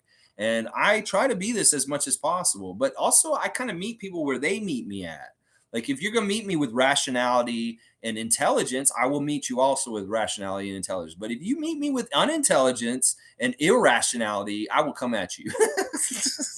I think that's the difference. And it really is on a case-by-case basis. Everybody's different. And then also, the same person can be negative on one day and positive on another. And I can't just paint broad strokes to say, okay, well, Click's very negative today. He's just a negative Raptor fan. That's not true. Click loves the Raptors. He's a true Raptor freak, but he's also coming in with his concerns. And that's what's important about seeing it all is like, listen, I have no problem with people being negative about the Raptors. It's just got to be constructively criticizing them and not just insulting them with no like value. That's the big problem I have. Yeah. Tom Duke saying, MSJ, agree with you for sure, but this year should not be described yet. Far from over. That's right. And I'm so glad folks say a playoff spot is enough to call it a success. Everybody's going to have different levels of what they think success means for the Raptors this season. I'm going to say a first round, getting past the first round is a success because it builds from last year. And that's really the way I look at it. But everybody can be different. Some people may think just getting to the playoffs this year after the season we've gone through is a huge accomplishment. And I would agree with them. But in some ways, that's not good enough for me. And I want more. Logical saying he called what Boucher got a bag. Like he said, Boucher got the bag this summer. It's about the bag is a fair pay for hard work put in. It's a bag, not a Brinks truck. There's a difference in the two sides. Yeah, a lot of people want to paint NBA players in general, people that don't really like the NBA and the down low, as just greedy people that get paid to play a kid sport. And I don't agree with that. These guys work very hard, and they're getting paid at the end of all the hard work that they put in since they were kids. And there's no guarantees in that. In fact, and that's part of the reason why they need to get compensated so well, is because they were a gamble that they put on themselves, and it may not paid off, and they do need to get rewarded for going in that direction, being successful. So I don't agree with that kind of stuff. Now, Chris took a very small bag considering what he could have gotten on the open market. He didn't even test free agent waters. He told his agent, I don't care. I just want to stay with the Raptors, talk to them, and sign with them. I don't even think he talked to any other teams. I think he mentioned he talked to Miami and San Antonio a little bit, but he pretty much was already set on staying with the Raptors last offseason. And then it was an easy choice for him. And it's annoying. He doesn't want to hear all that. There's not greed in what Chris Boucher did. He's like, this is comfortable. I like my situation. I don't want to go somewhere else where I don't know what's going to happen. I'd rather stay where it's known and just get compensated in a way that's fair. It may not be the absolute most money that I can make, but I'm deciding to stay with the Raptors, and that's okay. And I think that people don't realize there's maybe some more players on this Raptor team that think the same way as Chris does. And that it's more better to stay with a known team in your role and your place and what you're doing than to go and take off and have all kinds of unknowns. Gary likes playing for us way more than Portland because Portland jerked him around. There's a lot of dysfunction there. He values being on a team that knows what they're doing and won't jerk him around. That's why he wants to be a Raptor still. He could go to all kinds of other teams. He could go to Miami and he could get jerked around just like Kyle gets jerked around to a degree. So he knows that it's a good situation, and that will factor in to what Gary Trent Jr. decides this summer. Trust me, it really will. MSJ saying, I saw the Raps' true competition coming into the year as the Cavs, the Wizards, the Hawks, and the Hornets, maybe the Knicks. So far, we are in the middle of that bunch, and a win for me this year is to beat the Cavs. That's crazy that you saw all those teams. Those are all teams that I've always thought are pretenders in the East. I really did see Philly being really good. And obviously, Milwaukee and Boston, you can just pencil them in at the top. Cleveland, I did not believe in this year, and they're surprising me how good they're doing this year. But I still think that they're fake and that we would beat their ass if we got them in a playoff series. Yeah. So it'll be interesting to see. But it's crazy that you pick almost all the teams I have no faith in the Eastern Conference. In fact, they're the teams that could be doing very well earlier in the season. And I'll be like, yeah, they're going to be destroyed by the end of the year, either by not playing well at some point and just falling apart. The Knicks do it every year. The Hawks are looking like they're doing that already. You know, they had infighting with Trae Young and Nate McMillan. Lots of really weird stuff going on with the Hawks. The Wizards are just always kind of a weird up and down, weird mid mess. And yeah, I don't know how you have any faith. And Hornets, they're talented with LaMelo, but they were a real dumpster fire in the offseason last year with Montrez and the fighting. The thing that Bridges did, that really fucked up their team, Miles Bridges, what he did. And then, the getting denied their coach. So, yeah, none of them. I had no faith in any of those teams. None of them. Hey, you're a positive thinker. Greg saying, we could have no better ambassador for those impromptu delegates, Lex. You do a superb job. Thank you, Greg. You're awesome. Thank you. I'm not even sure what you're talking about, but it's cool. Fiercely saying, how will it work for Victor? Houston also have a bad record, actually worse than Spurs. Will he go to them instead?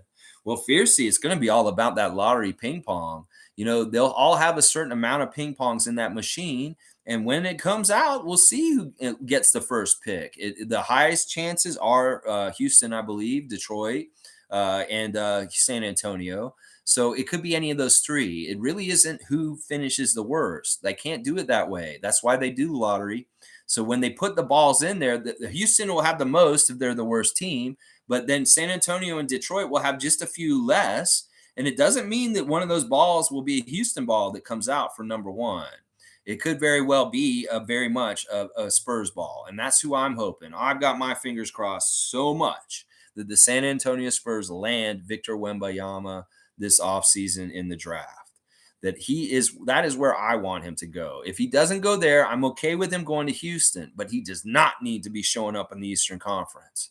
I don't care. I don't care, Casey. I love you. He does not need to be in a Pistons uniform next year. So if he's going to go somewhere, I'd like Victor to play in the state of Texas next season. It's much better for us on this side of things that he goes over to that west side and messes with them. And Spurs specifically, I'd love to see him in the Spurs uniform because I'd like to see Spurs Nation get rewarded for this year of misery right now. So that's the way I look at it, Fiercey, as far as things. It's going to be the lottery ping pongs to decide it. Let's see. Greg saying at MSJ, I think that's an accurate list of teams. Cavs lack our glittery gold rings. Most teams do, by the way. I want to rat out Tom at exactly 11:11 and took an ASA sign. It was okay to call and interrupt you. Listen, I guess I'm going to have to look at my phone now. I'll be making fake phone calls and receiving real ones now. Jan say good afternoon. Good afternoon to you, Jan. It is afternoon. I've been on too long. It's almost 3 hours. All right, we'll wrap it up soon, guys. Let's see. Fiercely saying, I will see how I can add your channel link to my IG story. I've seen many people share links that way. Awesome, Fiercely. Seriously. I'm not like a weird person that'll be like, don't put me on blast anywhere. You guys can do whatever. I'm not proprietary. I'm not like, seriously, I have no rub in this game. I'm not making money off this. So anything you guys do is out of the goodness of your heart. And I appreciate it because really this is just awareness for Raptors Nation to have a place to come if they feel like they don't like the spaces and they're too toxic and they're too negative and they're sick of all of it and they just want to be fans and have love for the team. This is why we do this every day.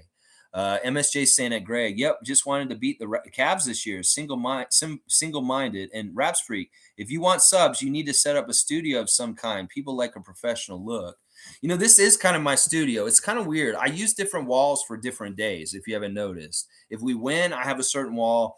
If we lose, I have a certain wall. If I'm doing a preview, I have a certain wall. This is a weird think tank wall I'm trying out for the first time today. I don't necessarily like the light behind me, but as long as there's Raptor stuff behind me and stuff like that, in some ways, I don't want to be too like flashy or too professional in some ways. I know that this is something people have told me. It's like, well, you improve this, you improve this. When I came on, I had a really bad internet speed. I was fuzzy. I was choppy. There was like delays. So there has been improvements technically on this channel over time. In fact, I've been promising getting a microphone for a while. I really just need to go up the street and buy one.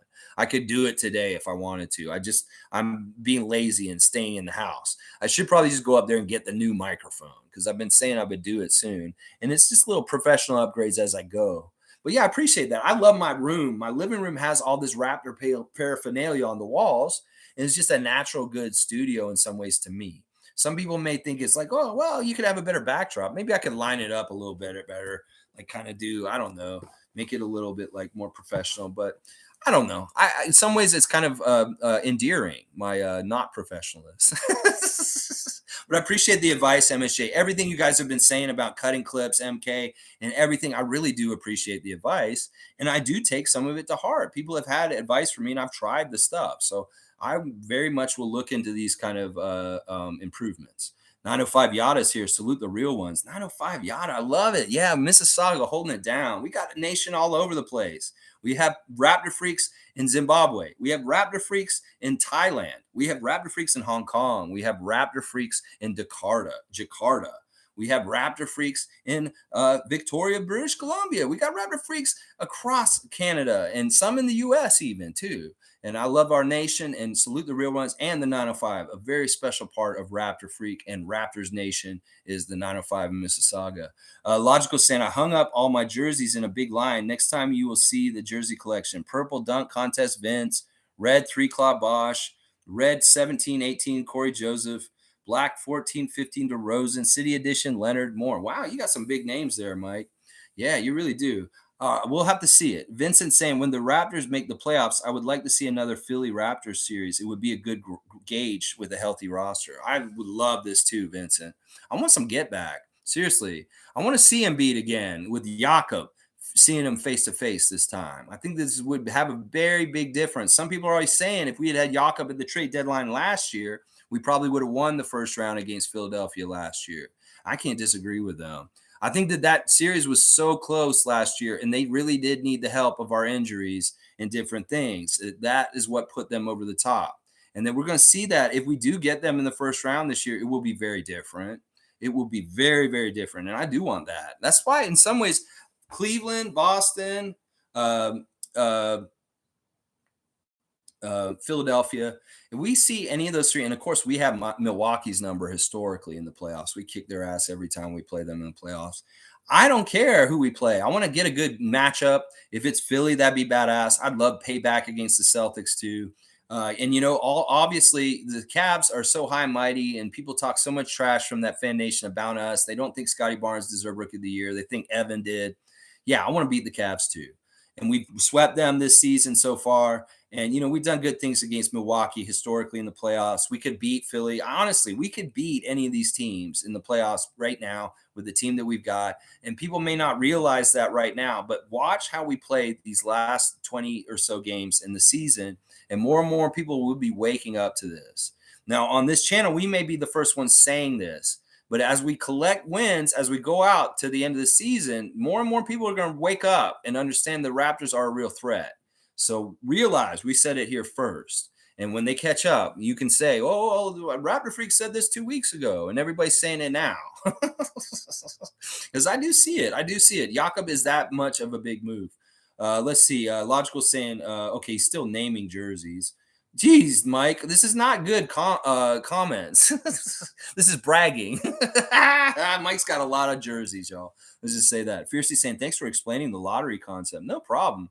Anytime. That's part of what we do here. We entertain and we also inform and educate. Yeah, a little bit of all that. And 905 saying salute to Mike. And that's awesome. Your jersey collection smokes mine. Yeah, Mike does have a good collection. Not gonna lie. Let's see. He's also saying 905 Yada. In time, I'm sure you will grab a couple you really like. I still wear all of them, not gonna lie. So if it makes sense, it's not all good jerseys aren't the be all end all of Raps fandom. That's right. They're expensive.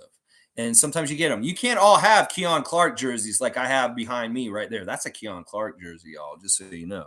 That says Clark number 7 on there. But it's a Toronto 7, so it could be Lowry. It could be Bargnani. I got the Bargnani one over there. But yeah, you know what? When I always bought jerseys, I went on a spring of buying jerseys like that Keon Clark when I worked at the arena and we were in the playoffs with Dell and all them and going against Philadelphia and AI and that amazing series, Vince versus Allen Iverson. I bought all these Raptor jerseys from that era. I bought a Keon Clark, an Alvin Williams, a Muggsy Bogues, and a Junkyard Dog, Jerome Williams. And 3 of those jerseys are on the wall that you guys see sometimes, and I got them signed. So I love that I got my signed Raptors Muggsy Bogues jersey, my signed Alvin Williams jersey, and my signed Jerome Williams jersey. But listen, they're expensive, and you don't have to get them to be like, but I didn't buy a Vince Carter jersey. If you notice, I've never owned a Vince Carter jersey, but I have all those guys that were on the team with them. I don't like getting the main guy. It's a little weird that I've got a Barnes jersey right now. And I told Adriana that when she got it for me for Christmas. It's like, I don't usually have the main guy on the team. I usually have like secondary dudes, and I like to champion them. But she got me Barnes, and honestly, I got a connection with him from Twitch last year. So it makes sense that I have a Scotty Barnes jersey. That's my newest jersey. It's the only jersey I've gotten in the last 10 years. My last jersey before the Barnes jersey they got was the Bargnani jersey my ex-wife got me when I was still married. Oh, that was my last jersey before Barnes. Bargnani. All right, let's keep going. Let's see. Monique saying W stream, Lex. Very deep dive on everyone's opinions, which we love. Keep at it. Yeah, Monique, thank you. If anything, the difference with mine and others is you can be in the live comments here and you will get your voice heard by me saying it. It may be in other places they ignore you or they don't even want to hear everybody what they have to say. We make sure everybody's heard here. And that is very important about the Raptorsfreak channel. And Yada's laughing. Banana Bread Tan is here. What's your favorite bench lineup? Assuming Fred, Scotty, OG, and Pascal and Jakob start. I really like the tandem of Precious and Gary coming off the bench. Gary and Precious coming off the bench are really good looks. And then you got, the next level of coming in, maybe like Thaddeus and Coloco and Chris and Precious as a tag team off the bench with Gary and Coloco, and then maybe like Malachi as the guard, the backup point guard, or maybe not Malachi, maybe Delano. I don't know. Like, who's the first 5 off the bench? Precious, Chris, Gary for sure. And then I don't know, maybe Coloco and Delano. I would love to see those 5 guys be the first 5 guys on the bench. Wancho and Thad are insurance as vet like presences that they can come in if somebody gets hurt or we just need somebody all of a sudden that's capable. Then you can get Thad or Wancho, but maybe you don't want to play them as much because you have guys that fill the stat sheet up more in the minutes that they're out there than a Wancho or something. Yeah, and that's what I'm saying. The 8-man rotation with those 5 starters you named with Boucher, Precious, and Gary off the bench, it's a very solid 8 guys that will eat up most of the minutes in the game. And then you'll have maybe a little on the end, a little bit of Malachi, a little bit of Delano, a little bit of Coloco, a little bit of Wancho, a little bit of Thad, maybe like that, or maybe a little bit of Doughton. That I really look at that as being our rest of the year with everybody healthy lineups. Is you got those starting 5, you got those 3 every game rotation guys, and then you got guys that come in maybe every other game or maybe situational, all that kind of stuff. That's really the way that Nick should be using this team at this point. It's very clear the tiers of who is where and what at this point as far as who should be playing. Fiercely saying, I got my first ever jersey last month. It's OG's. That's a great first jersey to get. Stevie Roots got his OG jersey recently. He also got a Delano jersey and stuff. All right, guys. I guess we'll wrap it up. It's right at 3 hours. Let me just real quick go over anything else I forgot. I really do feel like Yuta has gotten snubbed from the 3-point shootout and All-Star break. He really should be there. I was going to go through a chat where people are talking about why Masai should go. But why waste the time? It's too much negativity. I think we've brought a lot of good cases for why Masai and Bobby are doing a good job in the front office. A lot of good evidence and a lot of good insight on a deeper level than just transactional level. The idea that they put investment in Jakob Poetle and he came back like a boomerang is really, really genius in some ways. The way that this whole thing has worked out with Jakob is really, really genius. It's like they farmed out developing Jakob to the San Antonio Spurs, and we're getting a lot of the rewards from it. It's really smart. Mike saying the old school names I'm missing. Okay, Mike, you're still talking about your jerseys. 905 saying, thanks for the stream. Glad I decided to tune in. I saw some familiar names in the family. You will definitely see me again in the future. Great stuff, man. You got it, Yada. You got it, man. You're in, bro. If you're a Raptor freak and you have a positive heart for the Raptors to succeed and get more Larry O'Briens, if you have the same vision as Masai Ujiri and Nick Nurse and Fred VanVleet, you're on the right channel. And if you understand the value of these men and them being on our team and you appreciate and you have gratitude for them instead of coming and for them on social media spaces behind a keyboard and saying asinine, stupid ass shit, you're in the right home right here at 905 Yada. And we appreciate you coming in the family. We want this to grow and have more like-minded Raptor fans find this space because now more than ever, with the toxic cesspool of crazy ass noise around this team, we need to suss things out and kind of fix things. Just like in politics, there's a lot of noise that's misinformation, and it's more important than ever that Project Truth happens. And that's why I love Logical Raptors Fanatic, Gubstown Clink, and other great Raptors content makers like me that are speaking the truth. All right, y'all. I appreciate y'all very, very much. I'm gonna get in out of here before that three hours happens. Y'all have a great day. And tomorrow I'm gonna be doing a new Friday freak out. I think I'm gonna do something where I actually live react to tweets on Twitter, and you're gonna get to see me go off on stupid ass shit people are writing on Twitter tomorrow. So that may be very fun. The Friday freak out. Lex reads mean tweets. That's right. It'll be just like the late night shows. Lex reads mean tweets. Like, comment, subscribe, share. Let's go, Raptors! It didn't turn off. Ah!